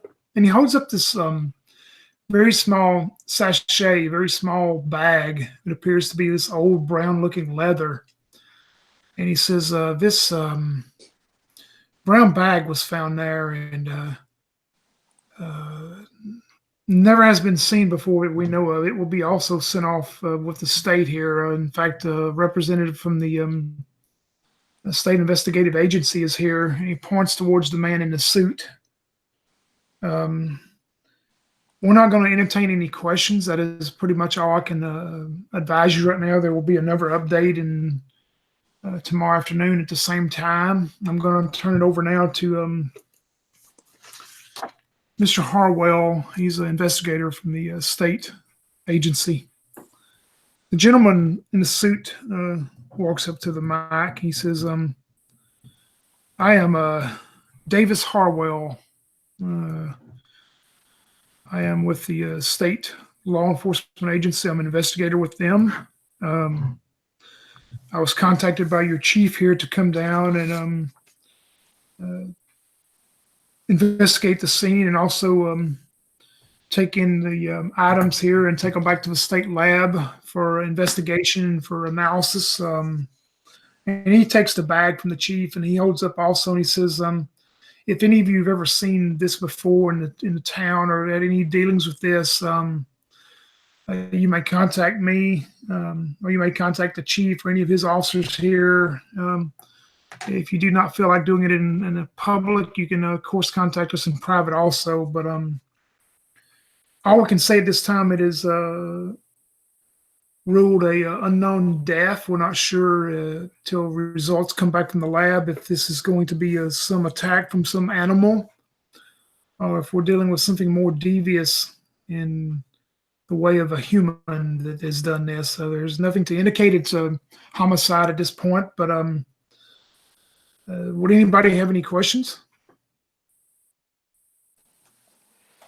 Have you got any suspects in mind that could have done this, be it human or animal? Mr. Harwell looks and he says, well, cannot speak of any of actual human suspects, being as we've not we do not think it's anything involving a human. It appears to be some type of animal attack, and it could be anything from a bobcat to a wolf to a fox, some type of rabbit. We would think rabbit animal that is doing it out of a mental incapacity and then doing it out of maybe fright or even hunger. But that's what we would say at this point. And what are the police going to be doing in order to not have this happen again? Are they will there be patrols? I mean, everyone here must be sort of worried out of their minds. So, will there be patrols? And will the public be safe? Well, of course, public safety is our number one concern, and in addressing that, of speaking with the chief, he is going to up the night patrol. Some of the day shift officers will be coming in early. Some will be staying over. Patrols will be quite heavy in the downtown area here and across. The county sheriff's department is sending in a couple of their animal control officers to assist. And if we do locate any of the animals that are wild or rabid, they are dealt with in training with that and can take them in and do testing on them also. But yes, it will definitely be stepped up starting immediately this evening.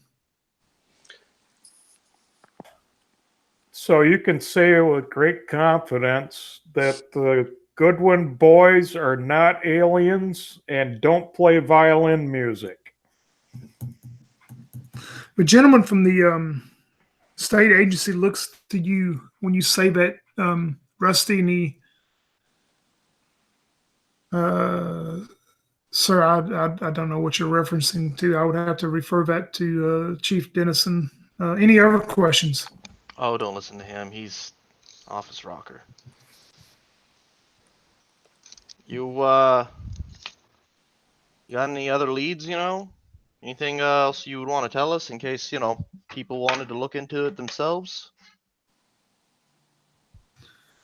There's nothing else I can release at this point.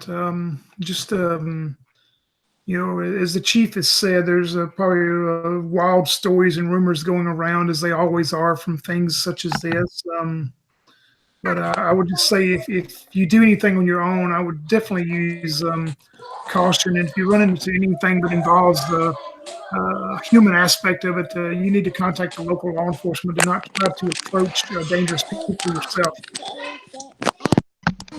Right. Yeah, sure. Because you're worried about us.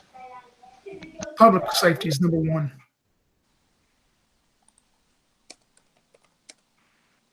Can you tell me anything about, have you guys solved that crime involving the Goodwin boys and the murder in Diego?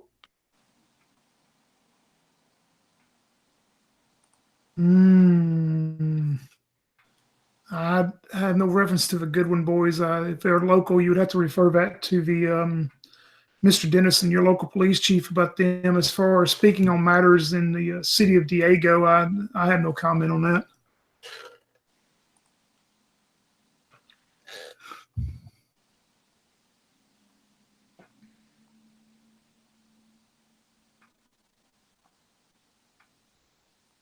If there's no other questions to entertain, thank you for your time. As the chief said, we'll have another conference tomorrow afternoon with any updated information. But as of now, public safety is the utmost thing, and we will do our best to handle that with the local police force, and the local county sheriff's department is coming in to assist.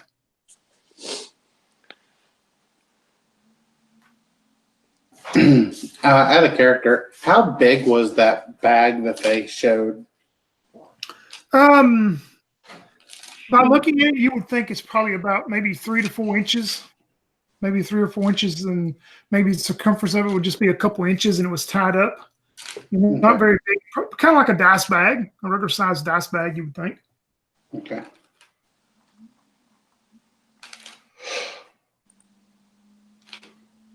Is it anything that maybe I've seen before, or any of us have seen before? Do you have any kind of trait that would give you something to? Probably not, but I'll check real quick. If you don't, you can roll me disadvantage 1d6 and see if you'll. Okay, 1d6. Okay, I'll do that one. Never know. I rolled a 6. You did? Well, perfect. Yeah, you get to recalling maybe if it's okay, we'll say you recall this maybe when you go back to the bookshop in a bit, and you get to thinking about it. But you remember seeing one of the books, one of the old tomes that Professor Plum has there? Something about years ago that there's always been fairy tales told of witches and hags in the woods that use bags to put some type of herbs in or some type of stuff to hex on somebody. Hmm. Yeah. Okay.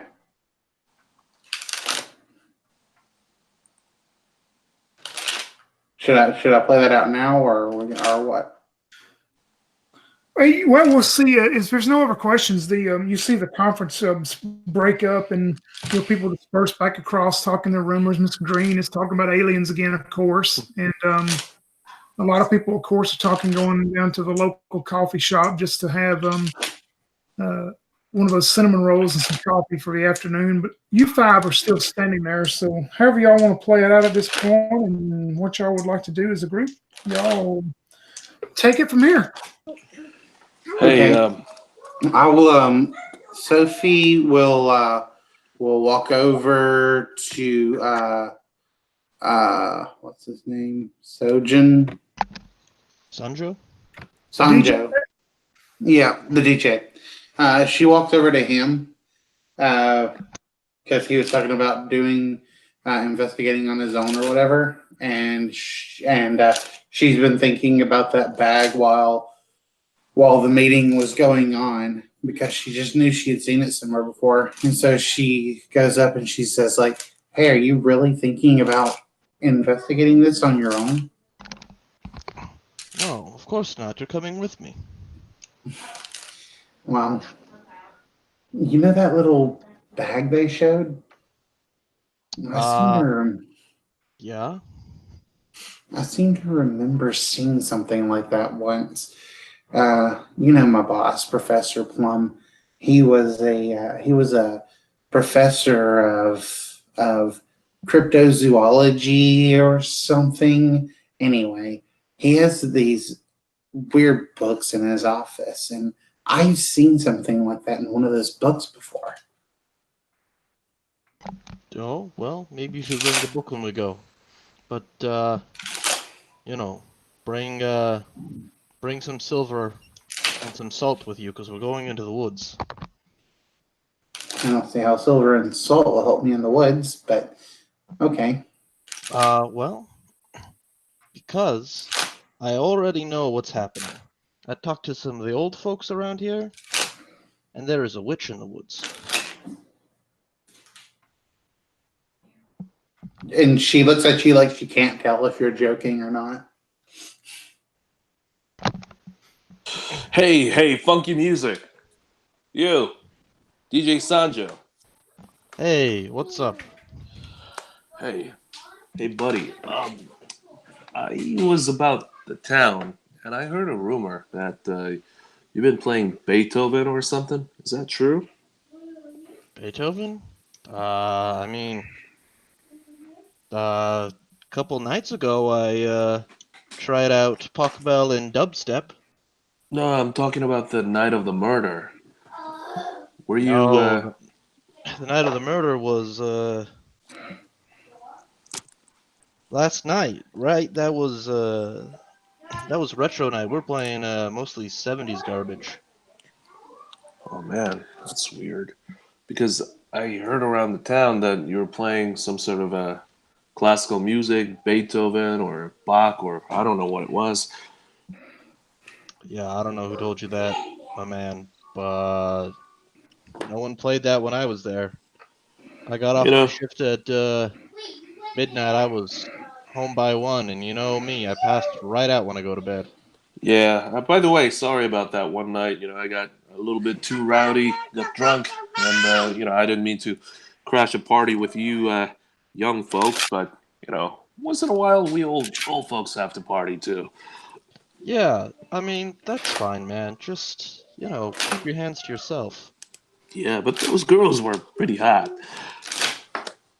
Yeah, I'm just gonna warn you. You do that again, I'm gonna punch you myself. Keep your hands Yeah. to yourself. By the way, I overheard that you're planning on heading out to the Gravelstone site. Is that right?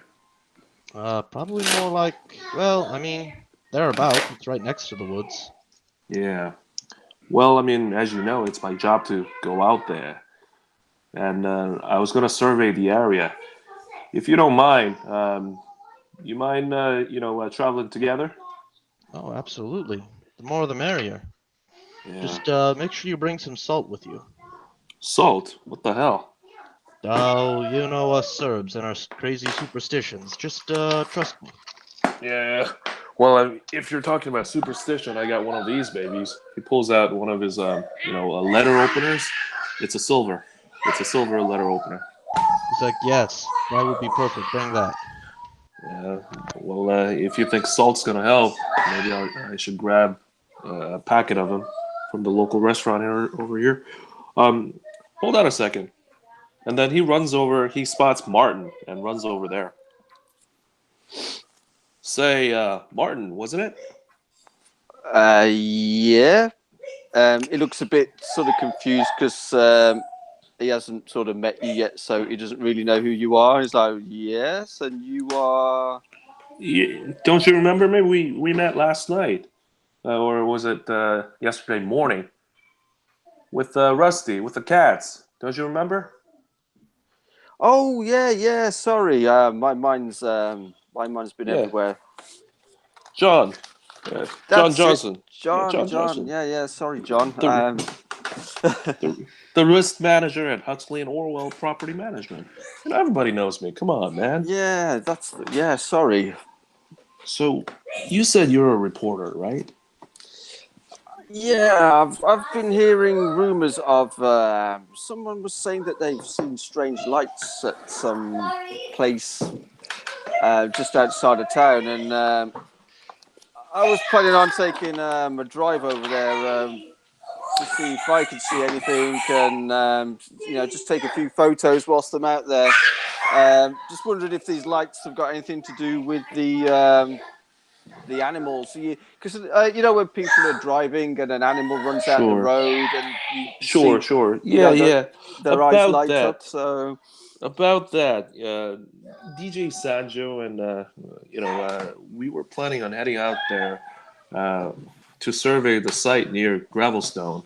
But anyway, I wanted to talk to you because I wanted to bounce off a couple of ideas.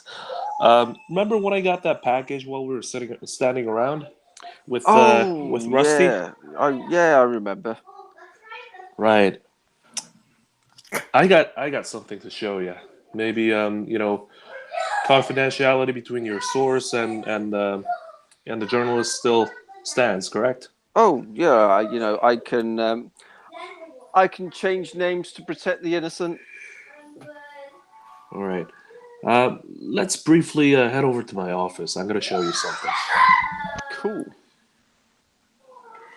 Hey, Sanjo, I'll meet you out here around noontime. Noon? You mean midnight? Midnight, noon. What time is it on? What time is it anyway? You would know it's about 4 p.m. Yeah. All right. Well, I hate to head out there in the woods at night, but I'll see you in about an hour. Yeah, if you come by the club. Okay, I'll see you then. Are you Okay. really going to let that creepy guy follow us out into the woods? Hey, safety in numbers. Also, I happen to I'm know he just doesn't run so saying. fast. I'm just saying that, there was that one night where me and Kelsey were, minding our own business, and Mr. Hansy over there. I'm taking my pocket knife just in case. Well, yeah, that's fine. John. Hey, John. Rusty, what's going on? Hey, you're not gonna tell anything because I've been doing this whole thing of disinformation for the chief to keep, Mr. Snooty Pants over here all off balance, so he's not onto the right story. You're Well, not just going to start giving them stuff, are you? well, John, George Addis is a power player in the town. Well, I know, and that all this other stuff is a bunch of hokey pokey stuff. I mean, I'm not some idiot that just walked out in the middle of the street. Hey, let's not say that out loud. Why don't you come with us? I got something to show to our reporter friend over here, and maybe you could take a look and see if it's wise for me to disclose that to the chief. Okay, well, yeah, I'm all for that. John, you feel a hand on your shoulder, John, and it starts squeezing kind of tight on your shoulder as you turn around and look, and you see who you would know to be is Fred Graham. He's another one of these city councilmen, city commissioners. He's a 62-year-old retired colonel from the Air Force. He's still very physically fit with the crew cut haircut, very handsome guy for his age. And he says, "Well, John, good to see you here. How are things with you and your business?" Hey, Fred, how's everything? I'm doing okay. Say, Mr. Graham, um, how you been doing? How's the council over the death of one of your fellow colleagues? Are you handling it all right? It's it's the same. Old George, he was outspoken, but he did his best for the town. But me, I'm still running 5 miles a day and using the weights and stuff. Man, I feel good, but I just wanted to put it in your ear. You're up and coming in the city here. And unfortunately, per George, it's going to leave an opening on the city council. I know you investigate stuff a lot. You make sure all things are dotted and T's are crossed. And Yeah, I mean, I just make sure that there's no risk involved in acquisition of properties. And apparently, I mean, I don't know, with Gravelstone, there's a lot of concerns. By the way, what's the council's stance on Gravelstone now that old George is dead? I mean, he was pretty opposed to, he was pretty irked that they were building the site outside the city limit. yeah, I mean, we tried our best to get them to put it inside the city, but they decided it would be better for the tax breaks and stuff. Of course, it's going to bring plenty of to the economy. I mean, a lot of maybe even those old Goodwin boys to get them a job down there and quit stealing chickens and things from the local farmers. But man, I'm all for it. Anything to bring the economy up. Yeah, I'm with you.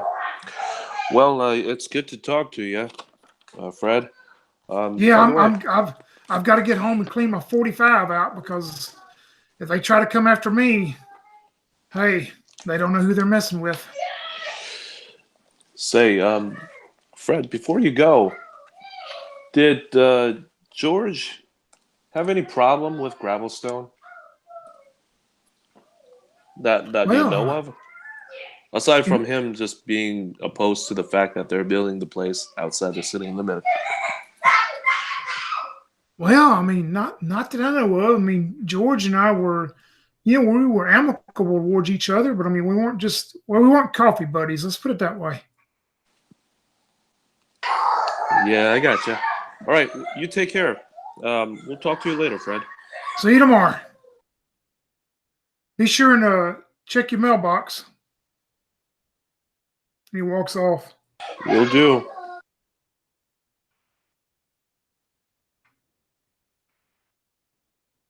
Yeah, he takes both Rusty and Martin up to his office, and he checks his mailbox on the way in. Yeah, you open it up and you find an offer there for a free movie rental at the Dirt Buster Movies. And that's it. One piece of junk mail today. He examines it to see if there's any notes scribbled on it. Nope, it's just a coupon to go get you a free movie rental. Was it Junk Busters? Yeah, junk busters, that'll work. All right. Says, oh well. Yeah, he takes Martin and Rusty to his office and pulls out the documents and says, "Look, here, guys. I don't know what to do with this. Maybe you guys could come up with something. Because, I mean, as far as I'm concerned, I sort of work for Gravelstone because they hired our firm, and I'm doing the risk assessment. And it seems like there was something going on between George and Gravelstone. Somebody in Diego, I mean, as far as I'm concerned, that's where the letter's from, wants me to know that Atos is taking some money from Gravelstone. I don't know whether if it's some embezzlement or if it was extorting money by, concealing some kind of fact. But there is this piece of paper, and then he shows the letter and the Yeah, and newspaper I clipping. just put a link in the chat there for everyone can see it, even though only two of you are being shown, but everybody can see the newspaper article that he is talking about. So just to recap, there's been some safety violation at Gravelstone site. I mean, I'm surprised that I didn't know much about it until now, but surprisingly, the Supreme Court ruled no fault, and I don't think they could have done that without some, influence. Maybe George was the influence. I don't know, but somebody was trying to cover something up. It just seems a bit odd that he's died now as well. So Yeah, I mean, and why am I the one that's receiving this? Because I'm about to put together a report, risk assessment report on this property. And do they want me to put this in my report? But if it's coming from Diego, it's likely coming from the Blackstone headquarters or somebody who knows the workings of the company. Gravelstone. Did I say Blackstone? Gravelstone. do you think I could take some actual photocopies of this? Yeah, why don't you do that? I didn't want to go to the police because I didn't want to spend hours and hours, trying to explain these things. Because if George is murdered and I am given this document, maybe it may seem like I was ordered to do something about George, and I don't want to be framed. But I think it's obvious that you haven't mauled the man. Obviously, yeah. But I mean, I don't know how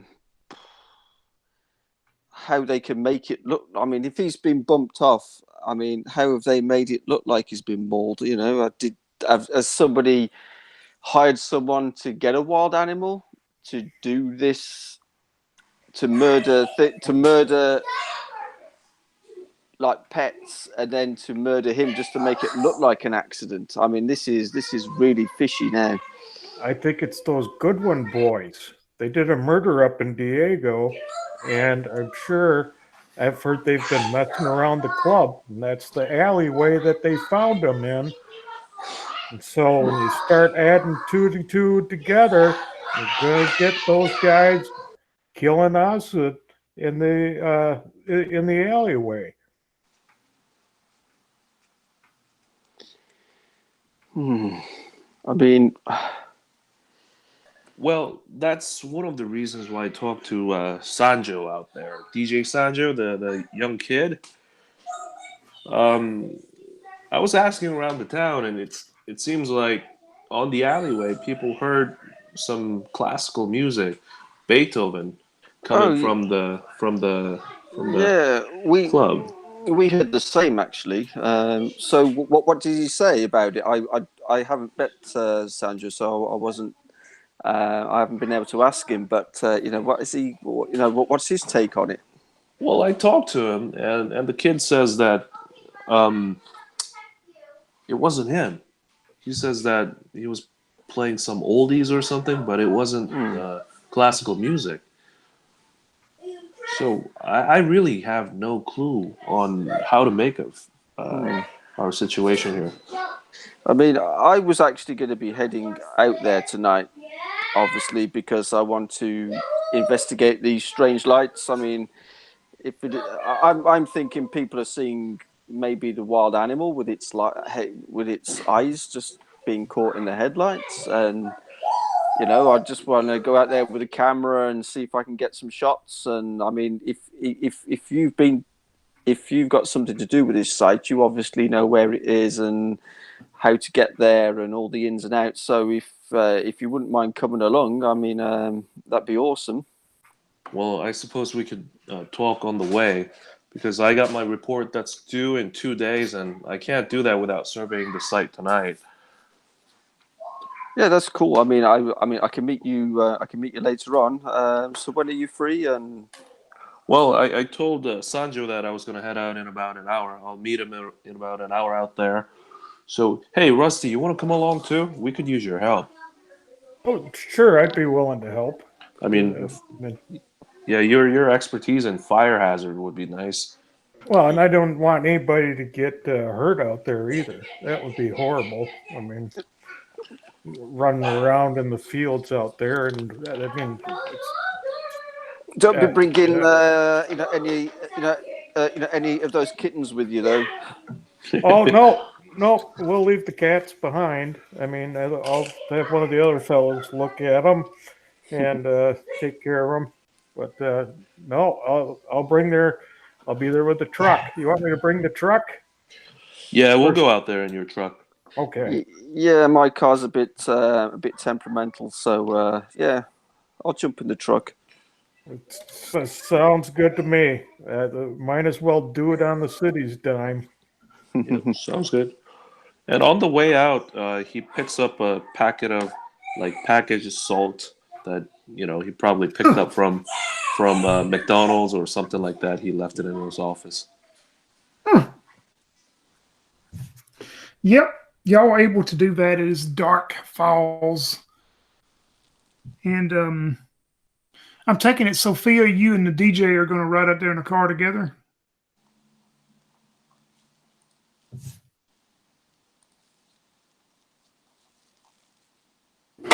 Sorry, I couldn't get myself unmuted. Yeah, I'm gonna head over to the bookstore first. I guess I would probably have a key to get inside, and yeah, I'm gonna head inside and see if I can find that book I remember the professor looking at before. But I got rid of those. Oh. As you make your way to the bookstore, roll me 2d6. Okay.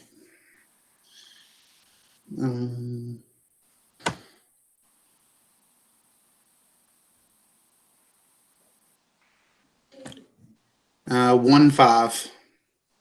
Yeah, you start opening up the bookstore, and about that time, you hear the sherbet shop door open as you see Melanie Major come out, and you hear her on her cell phone. You just hear her go, "Yeah, I look forward to tonight too." Okay. And she hangs up, and then she turns, and she didn't see you there, and she says, "Oh, what are you doing, Sophia? I thought y'all were closed already." Tell you what, you didn't see me. I didn't hear your conversation. Well, I was talking to Mr. Puffums, my cat. I call him every day on the way home, silly. Out of character, who was the guy that winked at her earlier? That would have been David Dixon, the owner of Dixon's Furniture. Oh, you're sure it wasn't Mr. Dixon you were speaking to? Well, no, I don't need any furniture, silly, in that little apartment I live in. Okay. Yeah, well, I just had to stop by to get my coat. Well, you better get home before dark. After dark, they told us not to be on the streets. There may be a murderer on the loose. I've watched enough serial killer documentaries to know how to take care of myself. Well, you didn't live in a big city like I did, but toodaloo, darling. I've got things to do with Mr. Fluffles. King, toodaloo. And you want to go and find a book, you said? Yes, and I want to go try to find the book that I saw Professor Plum reading before with the with those bags in it. Yeah, you're able to find it. I mean, it may take a few minutes, but you're able to find it and not be too hurried. Okay. So yeah, I'll grab my jacket and I'll take that book and head out. And I have my pocket knife with me as well, just in case I need it. All right. Yeah, dark has fallen as three of you make your way in the city-owned vehicle driven by our illustrious firefighter EMT, Rusty. You and John and Martin make your way out to where Gravelstone is going to put in the big rubber tire plant.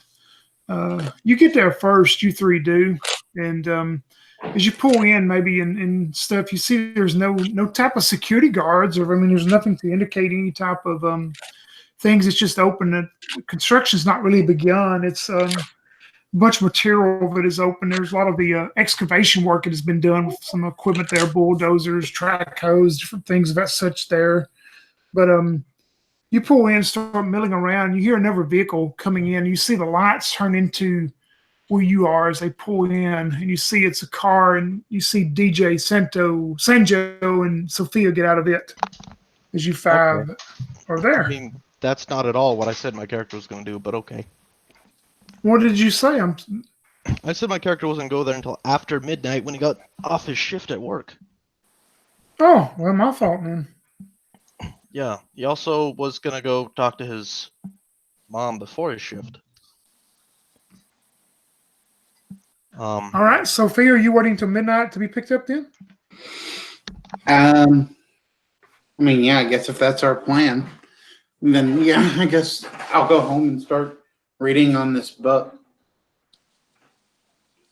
Yeah, and basically reading the book, you just find out what was described earlier about as far as legends and stories of fairy tales of witches and stuff using those bags for different herbs and different things to put hex on people.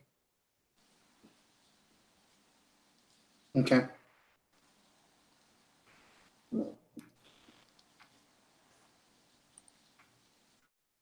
All right, we'll jump back to the scene of the early night then with the three out there as we're waiting for DJ and Sophia to get there at midnight. I mean, Man, the millennials, I tell you, these guys have no responsibility whatsoever. I said either that or you don't listen. My character told your character he had to go after midnight because he was working a shift. Oh, okay. Yeah, that was the plan. Yeah, that's my fault. I forgot on my part. Okay. So we can just say we all meet at midnight or whatever. Yeah, John would have said, you know what, guys, I think I messed up. I think he said that he was going to come and investigate the place after his shift. You guys want to go to the diner and get some dinner? Sounds good to me. I would love that. Yeah. So while eating, he's like talking about, well, I mean, what do you guys think? Why would anybody want to kill George? Never mind who, but why would anybody want to kill George? Maybe there's some, some big money in it somewhere, and Because we know that Gravelstone, what George was opposed against Gravelstone opening up the tire site, the tire plant, and publicly that was his stance. Maybe he was taking the money underneath the table. Could that have been it? I mean, if he was opposed to it and the people wanted it built, maybe that's why they bumped him off, because he was opposed to it and he was a problem. And maybe if Gravelstone was thinking that George was a problem, they could have sent it to me so that I could expose that and have George prosecuted. but I don't think that has anything to do with the fact that he was mauled and killed. Yeah, I mean, like, so I've got this big conspiracy in my head that somebody's got an animal on a lead, and they've killed some pets, and then to make it look like it's a wild animal, they've sort of set it upon George, just so no one's going to ask any awkward questions, and make it look like a murder case, perhaps. I don't know. Maybe it's completely unrelated. Gravelstone got tired of paying George, and then they just wanted to expose him. And maybe he was mauled by some, I don't know, some wolf or something. Who knows? Anyways, you were the reporter. You run with the story. I'm just going to do my job. And Well, I've got lots of interesting notes here to compile together, so it's certainly going to be an interesting story. well, I'm just going to do my report, do the survey of the site, and hopefully we'll be able to just go home and relax afterwards. All right, is it midnight yet? Yeah, so we wait for DJ Sanjo. Eat and drink.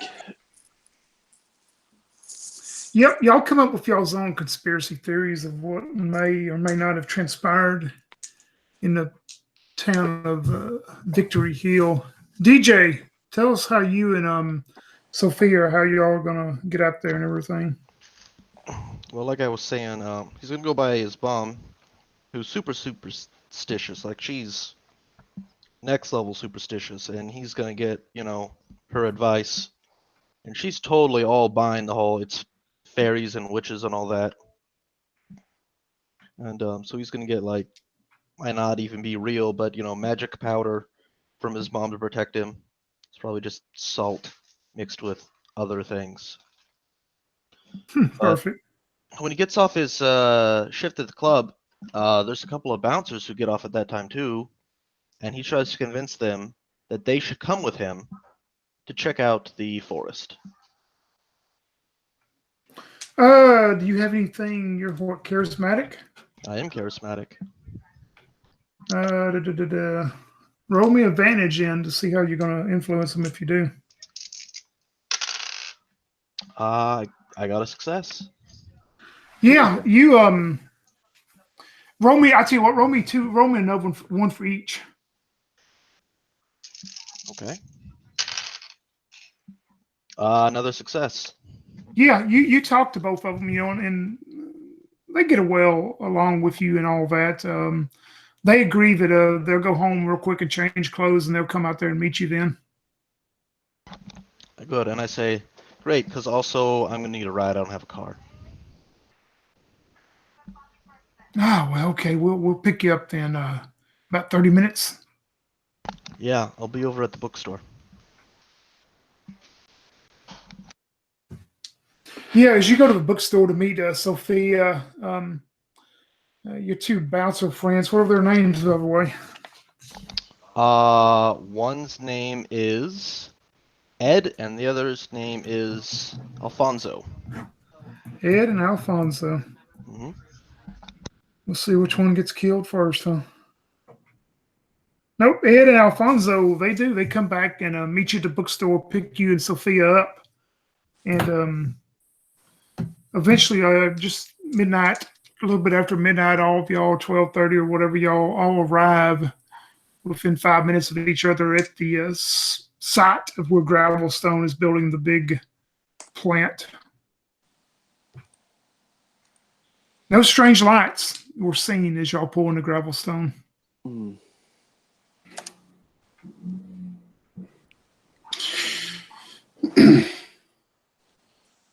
I'll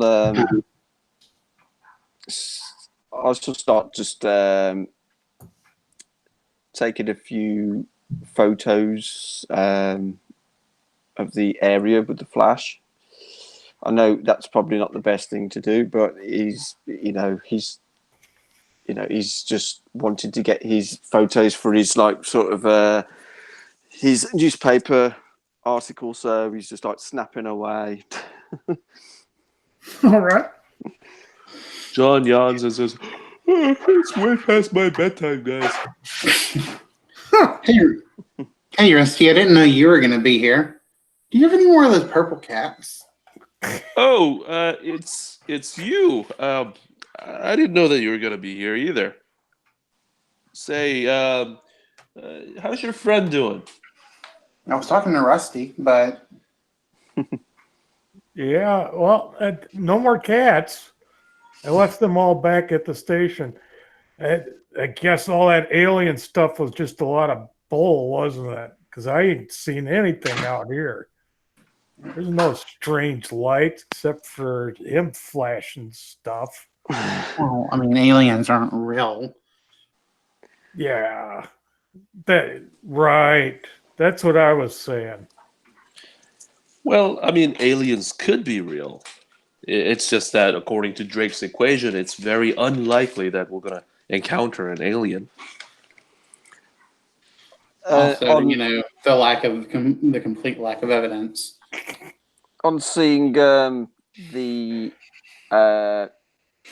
sort of new characters that I haven't met yet, I'll sort of go over and say, "Oh, hi," and the name's Martin. I take it you're friends of John here, and No, Abby I am Snow. definitely not a friend of John's. Oh, okay. Well, that's not what your friend said when she was drunk. Hey, buddy. You just stop right there. Mm-mm. Oh, so are you Sanjo, is it? Well, my DJ name is DJ Sanjo. Yeah, I've heard a lot about you. You like playing Beethoven, apparently. Not since I was like 7. And you are? And I turn to Sophia. Oh, I'm Sophia. Pleased to meet you. And what brings you two out here as well? Well, we were going to investigate what was going on. And Sanja thinks it might be witches. And, well, I mean, I don't know. I don't believe in that kind of stuff, but I do know that my boss has this this book, and this book talks about these little bags that witches made, and she'll pull the book out from her coat at this point. Anyway, I thought this was really suspicious that he would actually have a book. I mean, I don't know. He keeps up a lot of weird stuff. He used to be some weird professor or something. Professor Plum. So we go from aliens to witches now, and I kind of smirk. Well, it's a small welcome town. to small town USA. So now it's witches? Witches are all over the place, not in just the United States. There's witches in Serbia, too. I met one in Canada. I used to be married to one. I'm so glad to get rid of her. Oh, Martin you guys laughs are at that. pulling my tail. That's what's going on. Well, the only tails that you're pulling are cat ones that I've seen. Well, that's true. Someone's got to look out for the little fellas. Oh, it's good that you brought some help. Friends of yours? This is Ed and Alphonse. They work at the club. Hey, Who threw you out on that night? Do you not recognize them? Of course I do. I still got bruises. Say, you guys aren't part of that Goodwin Boy Club, are you? No. These aren't the good one, boys. These You know are, the good one, boys? I mean, These are the bad boys. Come on, let's go inside and see what's going on.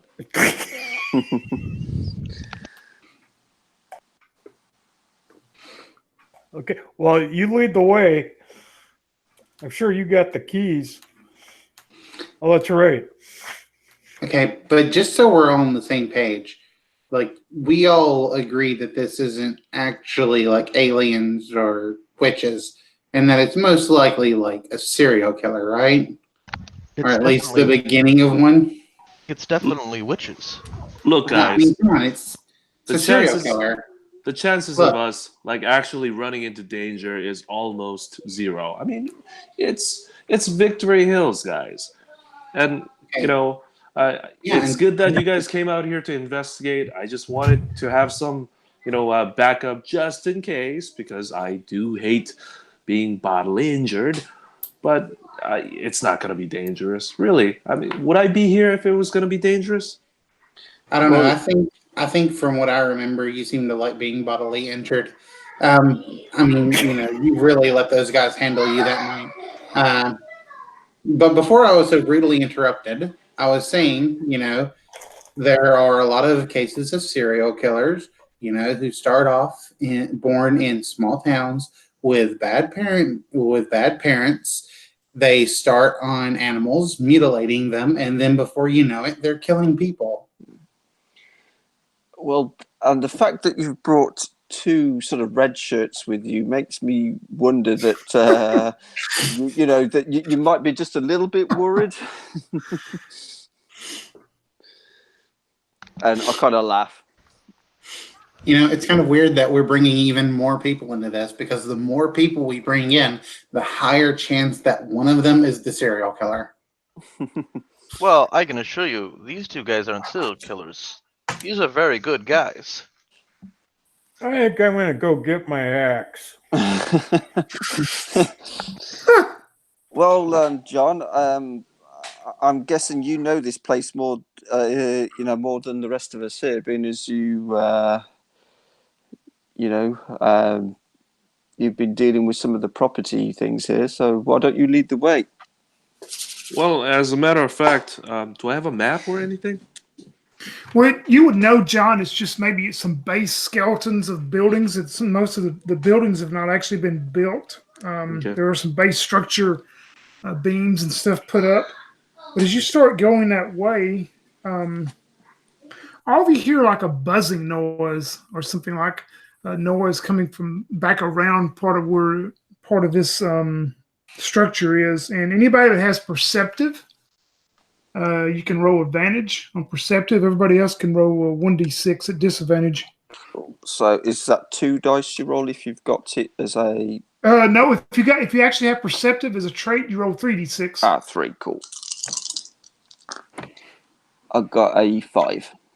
All right. I missed. I got 2 6s and 1 5. Dang. John is really on the ball tonight. Oh, For just a second, John sees outside of the universe, and he sees a bunch of nerds sitting around their computers, all talking about the same story that's happening at the exact same moment. Huh. And one of the nerds just rolled a 3d6. Let's see. Let me get this changed over. And those that pass, I will show you what you're going to see as they come towards you. Dun, dun, dun.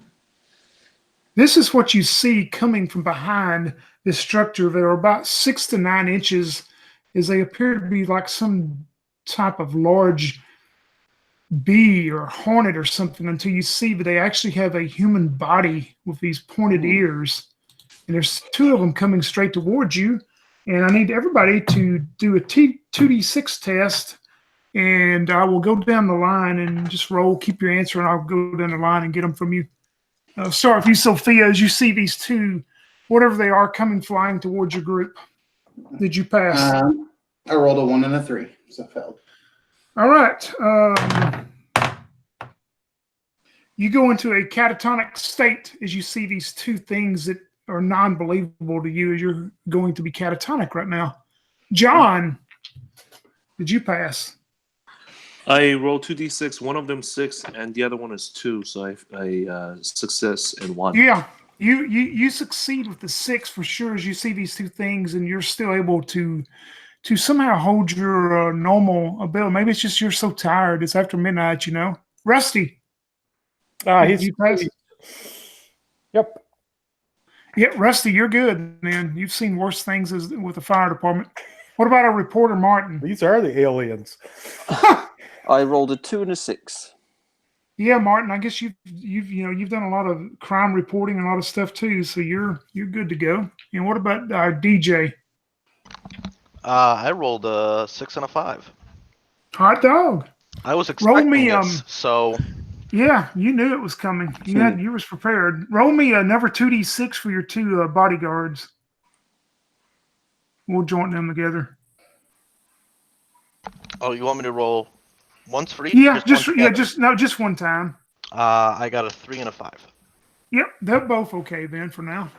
They were also believing me. I'm telling them, I'm being charismatic with them, be like, guys, it's witches, but don't worry, I'm gonna go talk to them. Yeah, and they both are coming fast and heavy towards you. As you see Sophia stood there, as y'all can quickly see that she's in some type of state of disbelief or whatever. She is frozen in fear or whatever. She is catatonic right now. I That's grabbed my. actually funny. She's the one who was super like, this is not gonna be witches, okay, guys, not witches, and so she's the only one freaking out about it. I grab my camera and I just start taking photos, because I can't believe what I'm seeing. I'm just like, I need to get sort of evidence of this, because this is just surreal. Yep, you start taking photos, and everybody will go into initiative. Initiative is 2d6 and add the total together. So roll 2d6, and I'll go down the line and get your totals from you just shortly. Sophia, even though you're catatonic right now, what did you roll for initiative? Total of 7. Sophia had a 7. What about John? I got 7 also. All right. What about Rusty? 10. And Martin?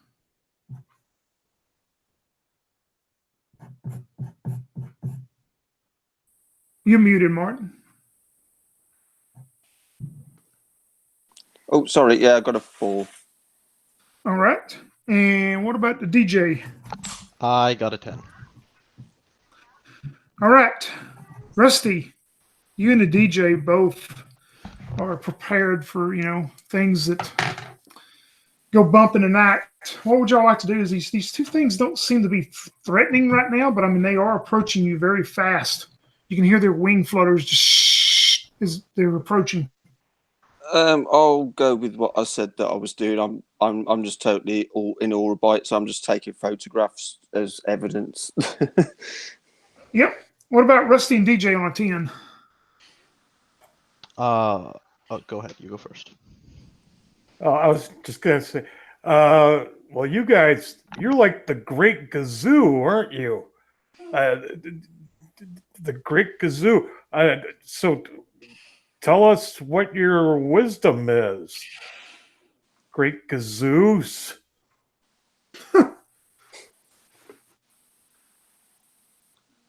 Sanjo, what would you like to do? Sanjo he brought with him lots of salt. He's got 2 bags with salt in it. He reaches in, he grabs some salt, and he throws it at Sophia. Throws it just right at her face. Salt's gonna fix this. Yeah, I mean, are you trying to actually hit her with it? Yeah, I'm actually going to use my leadership ability to give her advantage on her tests for the next round, because I imagine she has to roll to get out of it. Yeah, I'm going to say that's perfect. That will work good for that. So on the next round, she will be able to try to get out of that, man. That's great.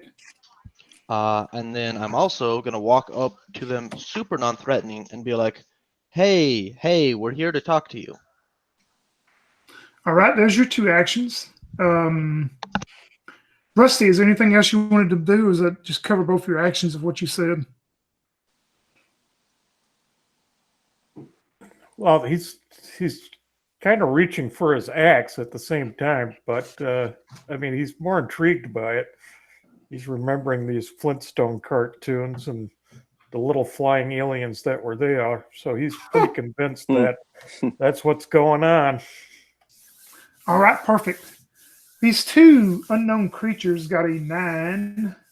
The one you walk up to, DJ Sanjo, it looks at you puzzled as you're speaking to it. Whew, and it is going to open its mouth, and this light comes out and just covers around your face. I need you to roll me a 2d6. I got a 1 and a 5. Yeah, you feel a real unsettling feeling come over for you just a moment. Is this smoke just dissipates around you, and you're able to fight it off for right now. You see the other one flying by you, and it is going to fly up to where John is. And John, it flies in front of your face, and it opens its eyes, and you start peering straight into its eyes.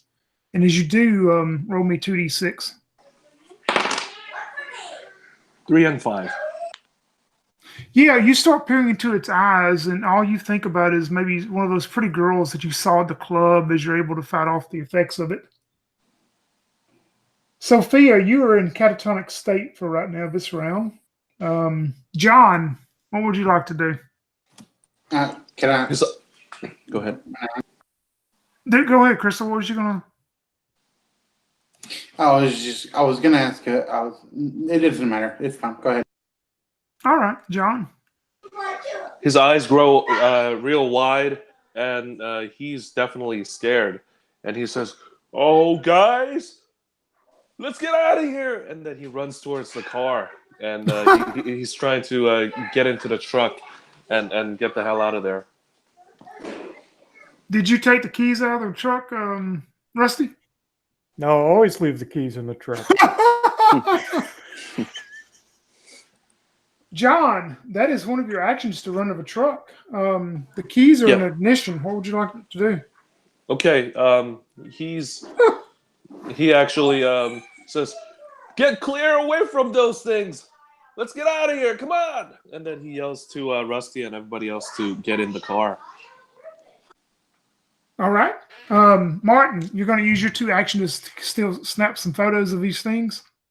Yeah, I'll just like to say I'm just in awe and I can't believe what I'm seeing, so I'm just taking photos. All right, perfect. We go back to the top at 10s with Rusty and DJ. Well, they just look really sad and kind of lost and like kittens. I think I'm just gonna kind of beacon to them and say, "Come here, little fellas. You need to. I could keep you warm tonight. It's cold. Come on in, kazoos."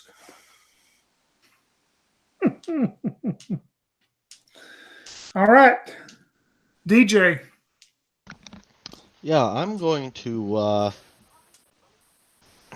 pull out more salt and put a circle around me, and then I'm going to sit down. I'm going to sit down cross-legged. All right. And I'm going to tell them, just leave them alone. We can talk. We can figure this out. Yeah, and as you do, the one that's the dark-haired one that was on you earlier, it flies up in front of you again. And it just sits there staring at you. It doesn't, just with that puzzled look. And whatever it was going to do evidently had no effect. As the light-haired one was flying there by John, but now as John has run away and jumped in a truck, it turns its attention on you, Martin, and it flies up the white-haired one flies up to you. And roll me 2d6.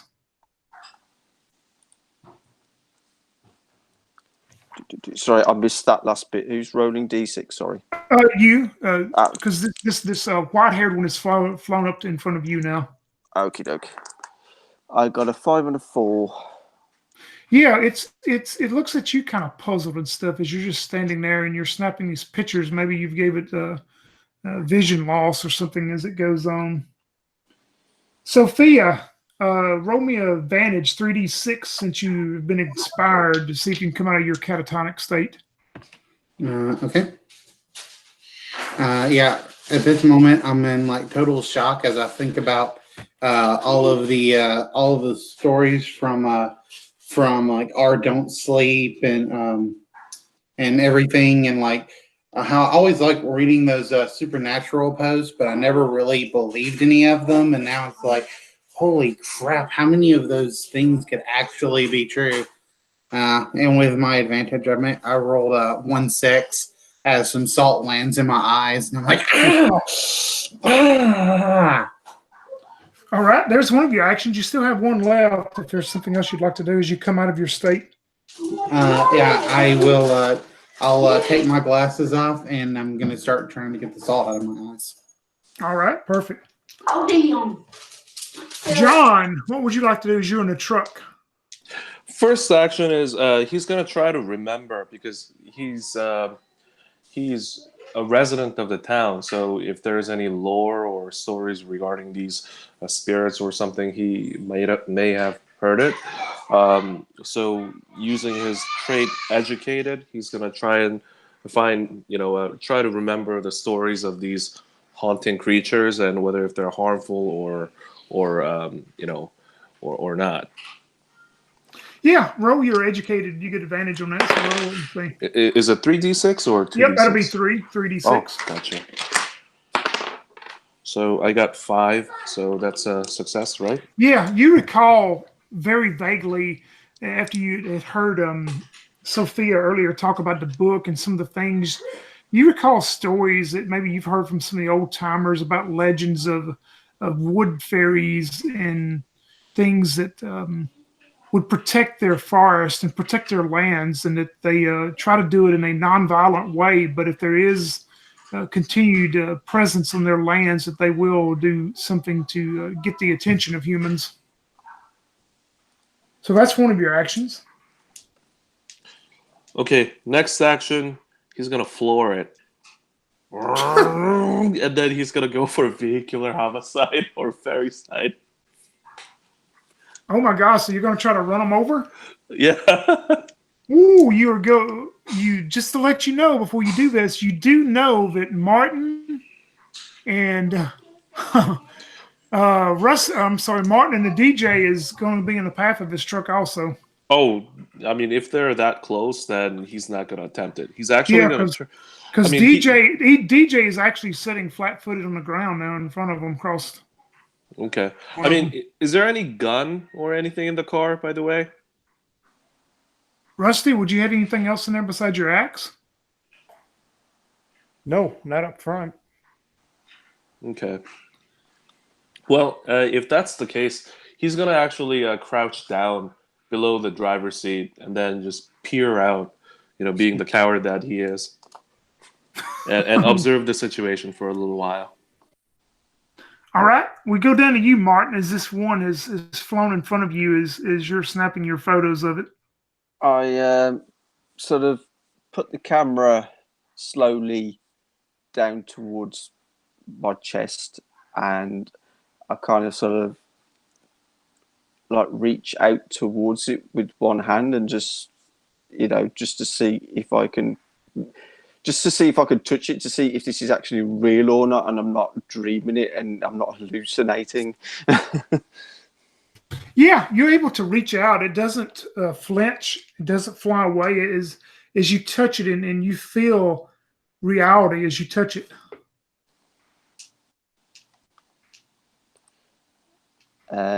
You say we get 2 actions, don't we? Yep, something else you can do if you'd like. I'll just say to it, who are you? You get no response. It looks at you very puzzled looking as it's looking towards you then. But so we jump back to Rusty, you and DJ again. Well, you're just like a little pretty bird, aren't you? And he's still kind of chasing him around with his arms wide open, axe in one hand. Oh, all right. Sanjo. without moving like my lower body, I'm just gonna be sitting here. I'm gonna reach over and I'm gonna like throw sand around to make a second circle, and I'm gonna tell Sophie to sit in the second circle next to me. All right. Yeah, and as soon as you do that, the one that's in front of you, the dark-haired one, and you make your over circle of salt and stuff. You see it like it's trying to speak, and it lets out like a chitter chatter or something, but it comes straight back in front of you again. As it does, it gets close to you. You see these two reddish, purplish bolts come out of its hands, and as it does, both of these bolts hit you, and you'll take 2 points of damage as they hit into your body. Okay. And as that happens, the other one that is in front of Martin, as you reach out and touch it, Martin and see, but it is reality. But you actually reached out and touched something. It makes a little chitter chatter noise as it looks towards you, but it flies off and seems to fly on past you at this point. So as it does, we are up to you, Sophia, you and John.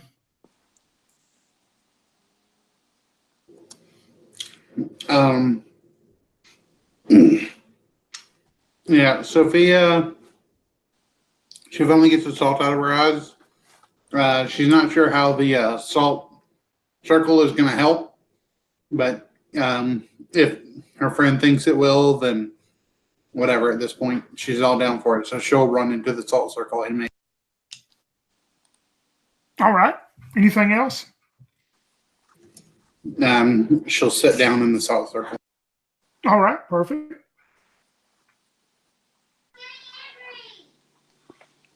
John rolls down the window from that truck and yells out, "Don't you guys remember the old man Willow's legend?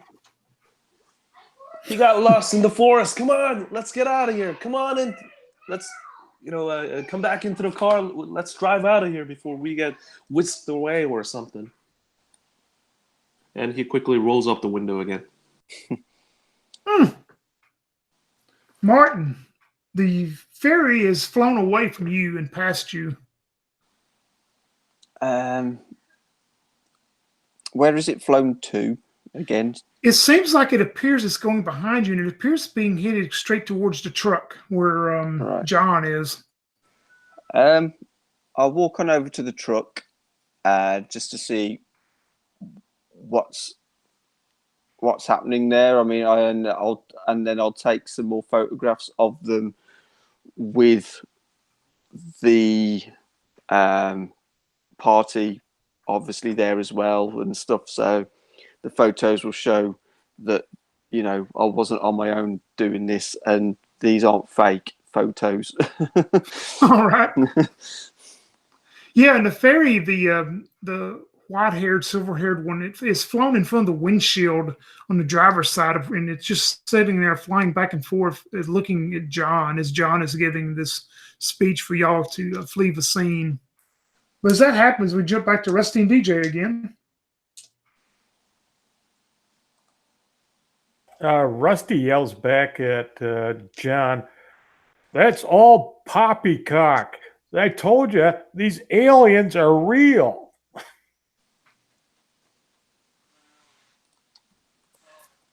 Anything else you'd like to do? Nope, still chasing them. All right. Sanjo, you have been zapped by one of these things. I'm going to use both of my actions to make 2 more salt circles. One behind me and one to the right of me. I made one to the left of me, which is where Sophie is sitting now. Now I'm making one behind me and one to the right of me. And I'm telling Ed and Alphonse to sit in them with me. Yeah, and they will, of course. I mean, they're going to do what you tell them. And then I talk to the fairy again, saying, "We're not here to cause problems." Yeah, and it looks towards you with just this angered look on its face. And it is going to not do anything, evidently. It's going to sit there and look at you with just this angered look as it starts chitter-chattering again in some language you don't understand at all. The other one that's in front of the windshield is flying back and forth in front of you, John, as you're giving your speech. Roll me a 2d6. 5 and 4. Yeah, you feel in your mind for just a moment, just nothing but a total fear, but it seems to subside very quickly as it's just flying back and forth in front of the windshield there. And Sophia, you and John are up next. What kind of ground are we on? What do you mean by the?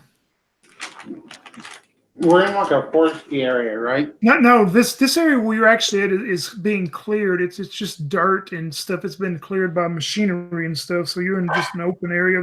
There is a forested area on further behind you where you're at. Okay. There are no like seeds or anything like that around, right? Seeds? No. Okay. All right. I'm gonna take out my I'm gonna take out my cell phone and we'll start recording what's going on. All right. John, you were frightened for just a moment. It goes away though as you're sitting in the truck still. As the fear subsides, great adrenaline kicks in. The ferry that's closest to him, is it occupied? Is it near anybody? No, you see Martin has approached the truck close to where he's still snapping photos of it, but the closest one to it would actually be you, even though you're secured in the truck for right now. Okay. You hear the wheel turn against the muddy ground, go woo as he puts the gear forward.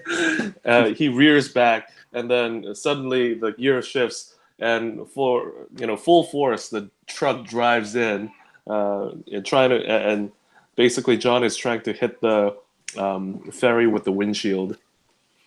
All right, roll me. What did you take for weapons? What did you take? His what's that? Letter opener. All right, yeah, just roll me a 1d6 as you drive a little bit. Okay. I got 3. Well, luckily you miss Martin standing there taking pictures, but the ferry just super fast gets out of the way as soon as you move towards it. It flies up and is disappeared where you don't see it at all now. If there's nothing else you want to do, we'll go to Martin. Martin, you almost got run over. Do I get 2 actions? Yeah, if there's something else you'd like to do. Okay. With that, he's turned the wheel back, and then he basically goes down the road that he came, the direction that he came from. He's actually leaving the scene. Okay, perfect. You are driving off, John. Martin, you see him try to hit the ferry and almost hit you, and then just make a spin around, and he is leaving the scene without you. I just said, "God damn it, John!" Yeah, and I start thinking now. I'm just thinking to myself, these 2 creatures seem to be more interested in Sanjay and John for some reason, and I'm wondering. And I mean, I know John's got some dealings with this site, so I'm wondering if they know these creatures know something. I don't know. That could just be my paranoia, or so I'll just shout out to the other one. Is it John or Sanjay that you're after? Yeah, if you yell out at the ferry, it pauses and looks towards you, and it just chitter chatters, but it takes off. It seems like it's going to the silver-haired one. Seems like it's going back to the area of where everybody else is.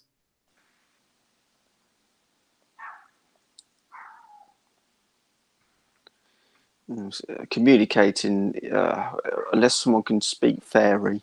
Uh, uh, I really don't know what else to do.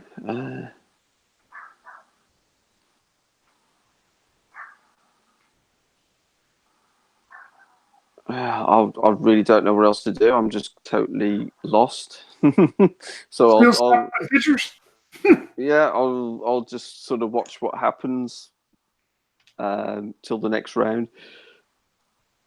Rusty, we were back to you and DJ as you see both of the fairies have joined back together in front of you and DJ there, Rusty.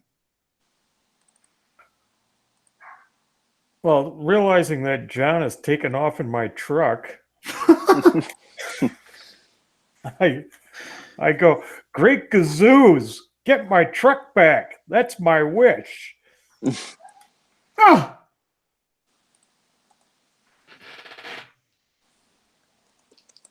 Yep, nothing else then, that's it. I'm just encouraging them to return my truck.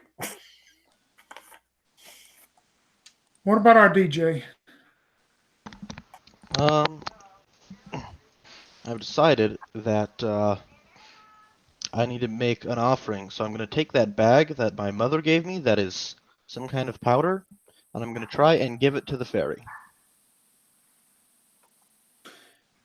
Yeah, do you have any, you're charismatic, aren't you? I am charismatic. What else do you, anything else that you would have that would work for? I also have leadership. Yeah, let's go with charismatic. I'll give you advantage on the roll.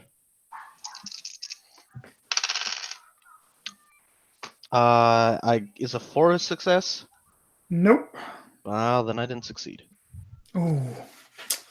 All right. You as you hand the bag out, they both kind of repulse back at the side of the bag, and they start chitter-chatting among themselves, and they both look towards you, DJ. And you see two bolts fly out from this silver-haired one. These are almost white-looking bolts as they fly out, and they go over the top of you and miss you. You see the other one with the red bolts as they fly out, and one of the bolts hits you, so you'll take 1 point of damage as one of the bolts hits you and one of them misses. Okay. And we're up to Sophia, you and John. Can I talk? Yeah. Then I'm gonna tell the person sitting behind me will be Alphonse. I'm gonna tell him to take the bag and leave. Like, go back to town. All right, so you're going to hand the bag over to him. That's fine. Yeah, I tell him to go all the way back to town. Like, the contents of the bag are upsetting them.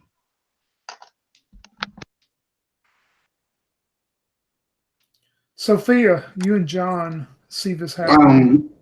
Sophia is also charismatic. She's going, and since these things, everyone's saying that they're like forest fairy, she kind of is like, wait, like, we're not trying to hurt you. And she picks up some like dirt off of the ground, and she like holds it over her head and just starts like pouring it on herself, like as if she were showering with the dirt, trying to show them that, that she cares about, like the earth and and about their home. And if I can use charismatic to try and persuade them that we're allies, that's what I'd like to do. Yeah, roll 3d6 at advantage. Okay.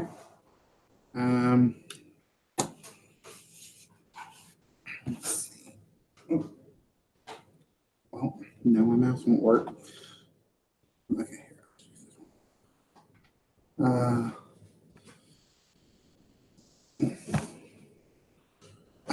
2, 3, 5. Yes, I made one. Yeah, you see both of them stop after they tried to harm, or one of them did actually harm the DJ. But you see both of them start, and they get up close, and you can hear them chitter-chatting to each other at this point. Is there anything else you'd like to do? Let's see. I'll use. Here. I'm thinking. I would like to. Yep. Can I try and use insight see if I can figure out what they're angry about, or see if I can tell what it is that I could do to appease them, something like that. Well, since you actually can't understand what they're saying, and that's the insightful is mainly to see if they're telling the truth. I'll let you use it, but I'm going to actually override it with disadvantage. So if you want to try it, you can do it with 1d6 to see if you can discern Okay. anything from what they're talking about.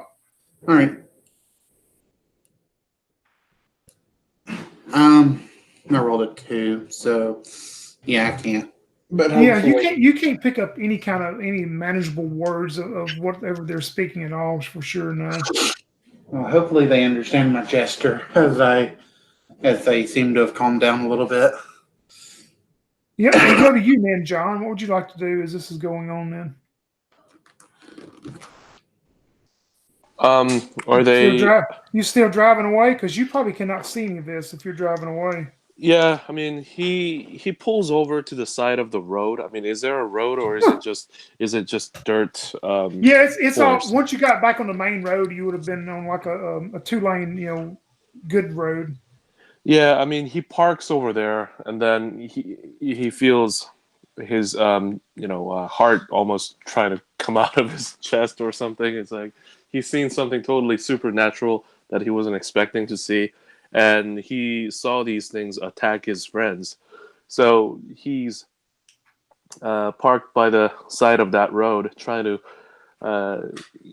debating with himself whether to go back and assist them or just continue to drive away. But he rolls down the window and peers back. And I mean, does he see anything? It's so Um, far away, right? yeah, I mean, you just see your group still standing there or sitting there on the ground as they are, and you wouldn't be able to see the two tiny creatures at all, but you see your group still up and going. It seems to be. Okay. He's gonna turn off the lights and turn the car around so that he's facing them. But he's gonna, you know, keep the ignition on, but he's just gonna hide and observe the situation. All right, perfect. Martin, what would you like to do? I was on mute.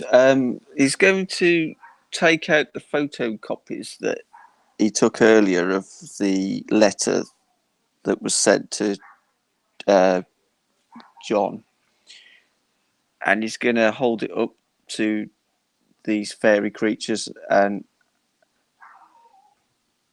he's going to ask them, "Do you know anything about George's death?" And he's just going to hold up these, the paperwork that was sent, just to see if they understand any of it. Yeah, as you do that, the dark-haired one flies up to the papers, and well, they both do, but the dark-haired one gets closer to the papers and looks at the papers as you're speaking to her, and you see her turn back towards the silver-haired one, and they chitter-chatter a little bit, and they're just staying there, kind of in front of you, just hovering back and forth between you. And I say,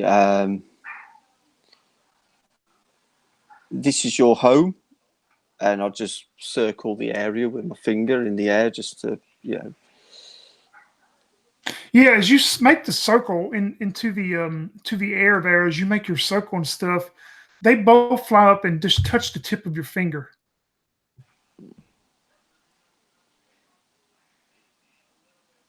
So I'm just wondering whether they don't want this thing being built, and they're being, they're just protecting, obviously, their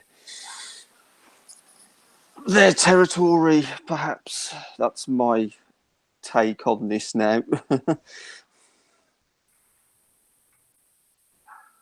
Yeah, they like I say, they both fly up there when you do that and touch the tip of your finger. It's not in a aggressive way at all. But you kind of get a cool touch from both of them touching the tip of your finger, and they're kind of chitter chattering towards you. Of course, you don't understand what they're saying. But yeah, I'll just sort of mention to the group that I think this is their home.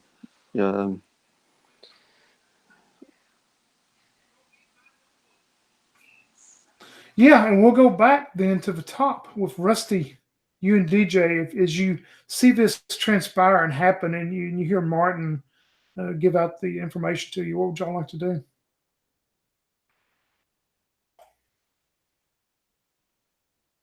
So, Martin, you think this is their home? That's what I believe. I mean, I just think they're probably protecting where they live, and it might explain. I don't know. It might explain George's death. I don't know. It's.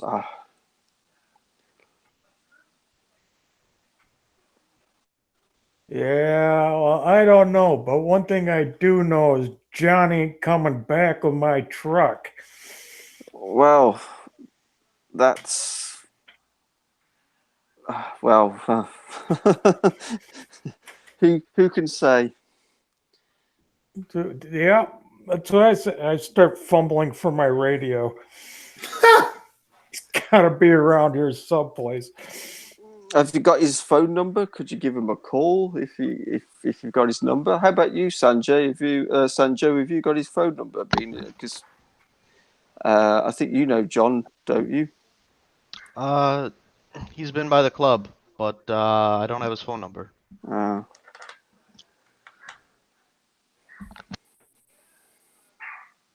Hmm.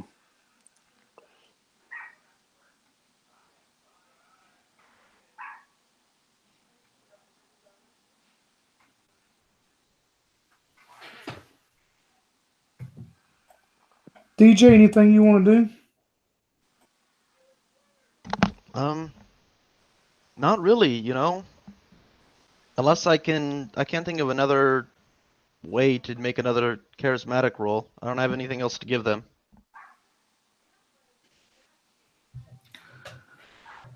You see these two fairies then after they touch Martin's fingertip and chitter chatter among themselves.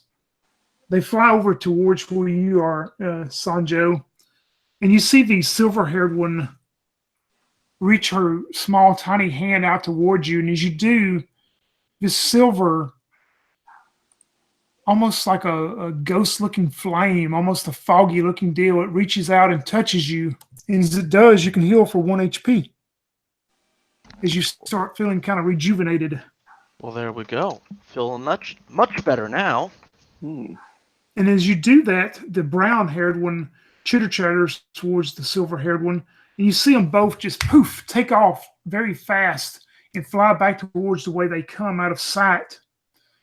And you start hearing a low rumbling and everything, and all of a sudden you just see, as some of you heard the rumors of all these odd lights that were shooting across the road or coming out of nowhere, you see all these lights start coming up, yellow goldish lights coming up out of the ground.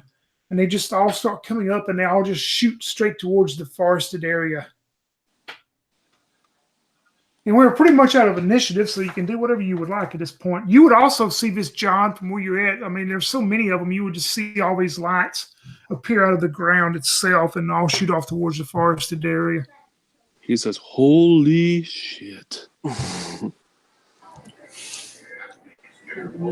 start checking my phone to see how much of it I got recorded. Roll me a 2d6, unless you got something that would give you some with electronics, of course. No, I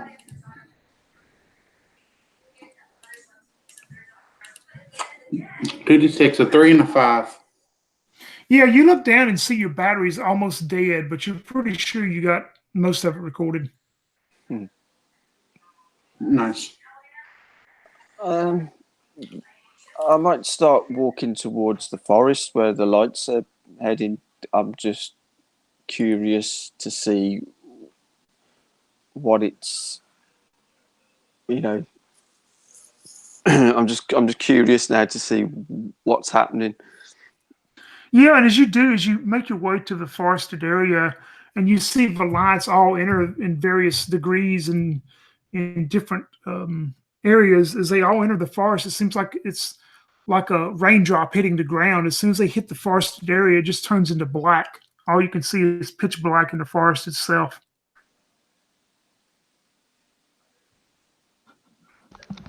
So, newspaper man, do you think you can tell the story?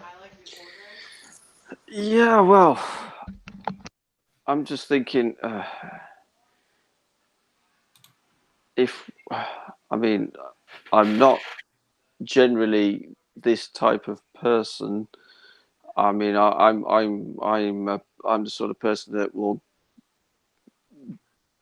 do most means to get a juicy story to make some money, but I don't know. I just this is just change. This is life changing, and I just think if these creatures are being threatened, then we need to do something about maybe trying to halt what's going to be built here. I mean, I could write a really good sort of article about, to try and get this thing halted. But yeah, I mean, You can't.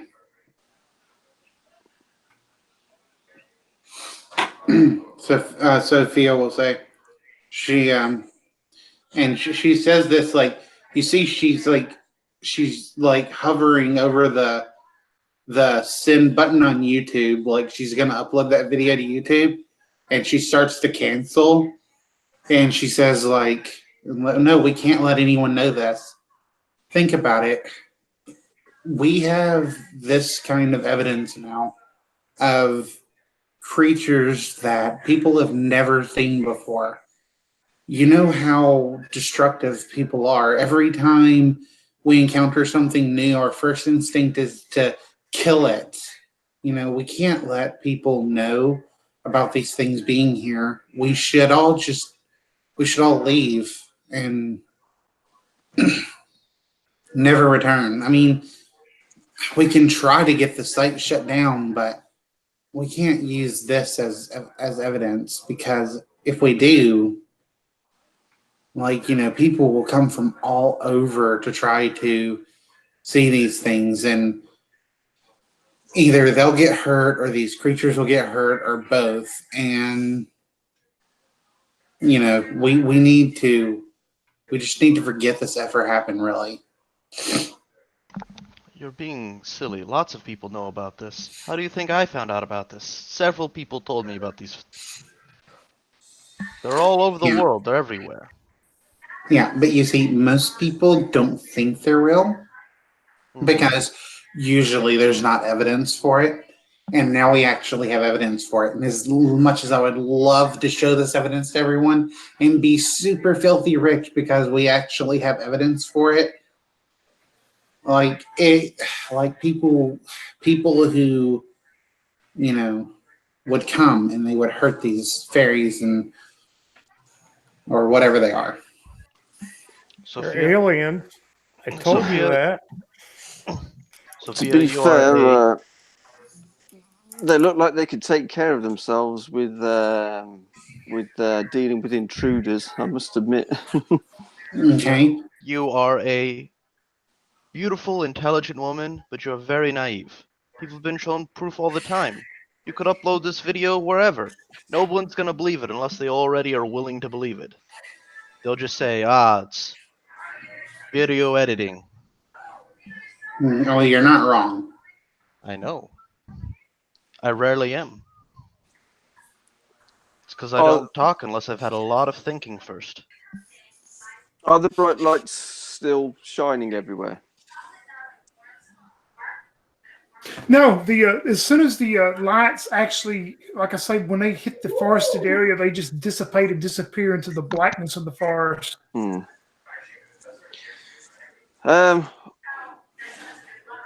I'll just start walking down the track, take the bottle of bourbon out my inside pocket and take a swig and say, "Well, I'm walking back to town. I'm gonna sleep on this, and yeah." And I'll just start walking. Yep, that's perfect.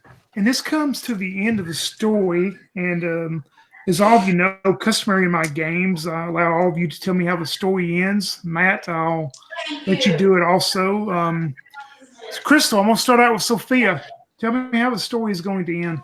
By the way, I just wanted to let you guys know that further towards the road, you see the headlights turn on, and slowly you see the truck return back to the area as you guys are lurking around. And you see John pull up, and he rolls down the window and says, "I told you guys to run," and he gets off the truck. All right. Sophia, how's it going to end on the next few hours, next few days, weeks, or however it is? For Sophia, I mean, she's had a whole world open up for her now. You know, but she doesn't really know what to do with it. So I guess mostly she just starts seeing things in a new light. Those scary stories online and stuff of these supernatural events feel a lot more like realistic to her, and eventually she makes a YouTube channel, and she starts investigating paranormal claims, and she invites Sojin along with her to help her in these investigations, since he knows more about this supernatural stuff than she does. But she just wants to find out, the truth, whatever that may be. All right. That sounds good to me. John, how's the story going to end for John the next few days, weeks, months, whatever?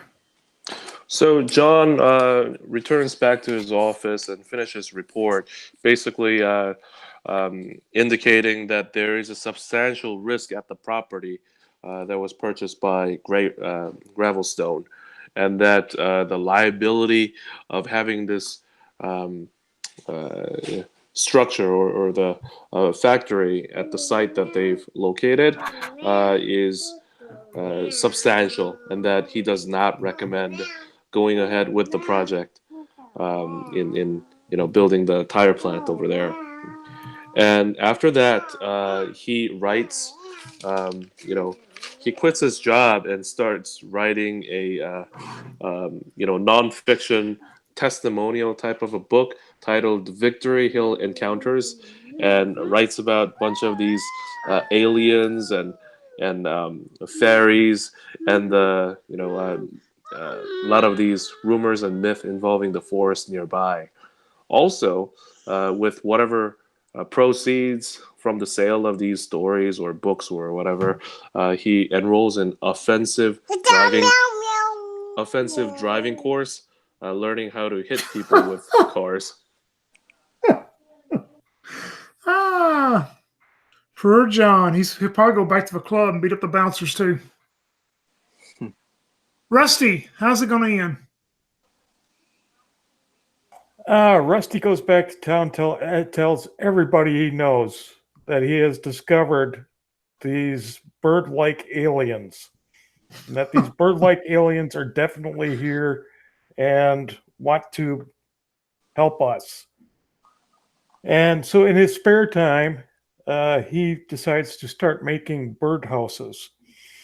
And he goes out to the woods where he had last seen them and is strapping birdhouses to every tree that he can find.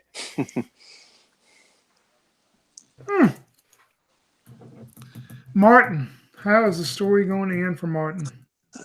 Well, he sleeps on it, and he knows he needs to get a good story for his boss. he puts this story forward and shows all the photographs, but the kind of editor kind of laughs it off and just thinks he's a joke. And he manages to sell the story to a few of these tacky newspapers that print things like I gave birth to a space alien and that kind of thing. But yeah, so he kind of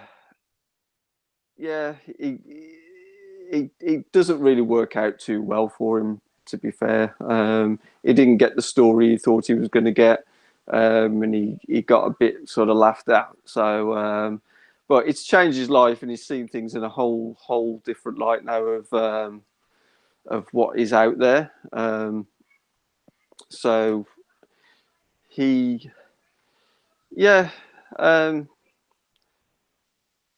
starts to he tries to improve his life a little bit as well after that, because knowing what he knows now, and so that's what happens to Martin. He can also join Sophie's YouTube channel. Ah, cool. Perfect for Martin. How about our DJ Sanjo? Where's the road going to lead him? Well, DJ Sanjo takes a while to, DJ, live his life. At first things are just, go back to normal for him, but then his friend starts this YouTube channel and wants to go investigate stuff, and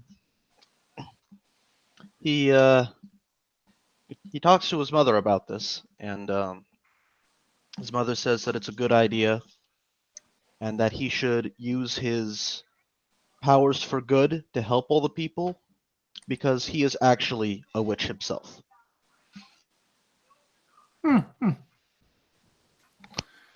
Wow, let me see. I've got a lot to wrap up here, or try to.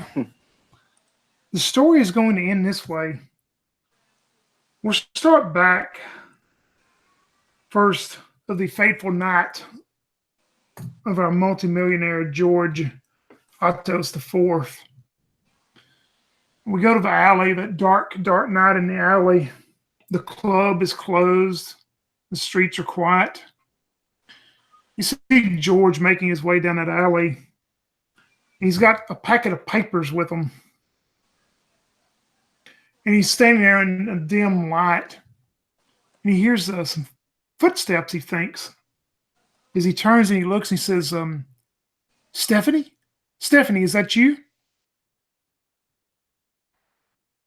And then you hear George go, oh, shit. It wasn't Stephanie. And you would know it was probably in reference to Stephanie Smith, the local news reporter. But what comes out of the dark is something that would put everyone into a catatonic state. As George breathes his last breath on this earth. Then we go to the lawsuit that Gravelstone files against the city of Victory Hill, naming risk manager John as a party to it. The lawsuit gets tied up in the district court for several months, maybe even years. It's just tied up with John trying to block the building of their plant there just outside of Victory Hill. Gravelstone finally gives up and finds a different location to go to, as the steel girders are still left there. The ground is left broken up as it was. But the plant is never built on the site.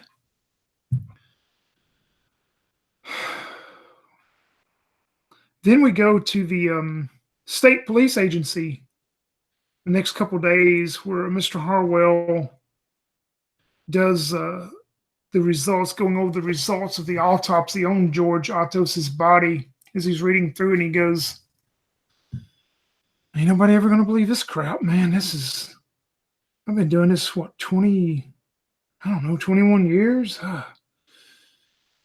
You see him take one of the papers as he does. He reads through it again, and he takes it and he just rips it in several small pieces. Then he puts it into a paper shredder there. The last part of his story is going to go to our famed lady, our rumor spreader, Miss Green. As she, late one night, gets up, she goes to her back door, and she opens her back door, and this is what she sees standing in her backyard. And she goes, "Colonel Mustard, you come back to me." That is the end of the adventure known Change of Season using the Tiny D6 system. Thank you all for playing.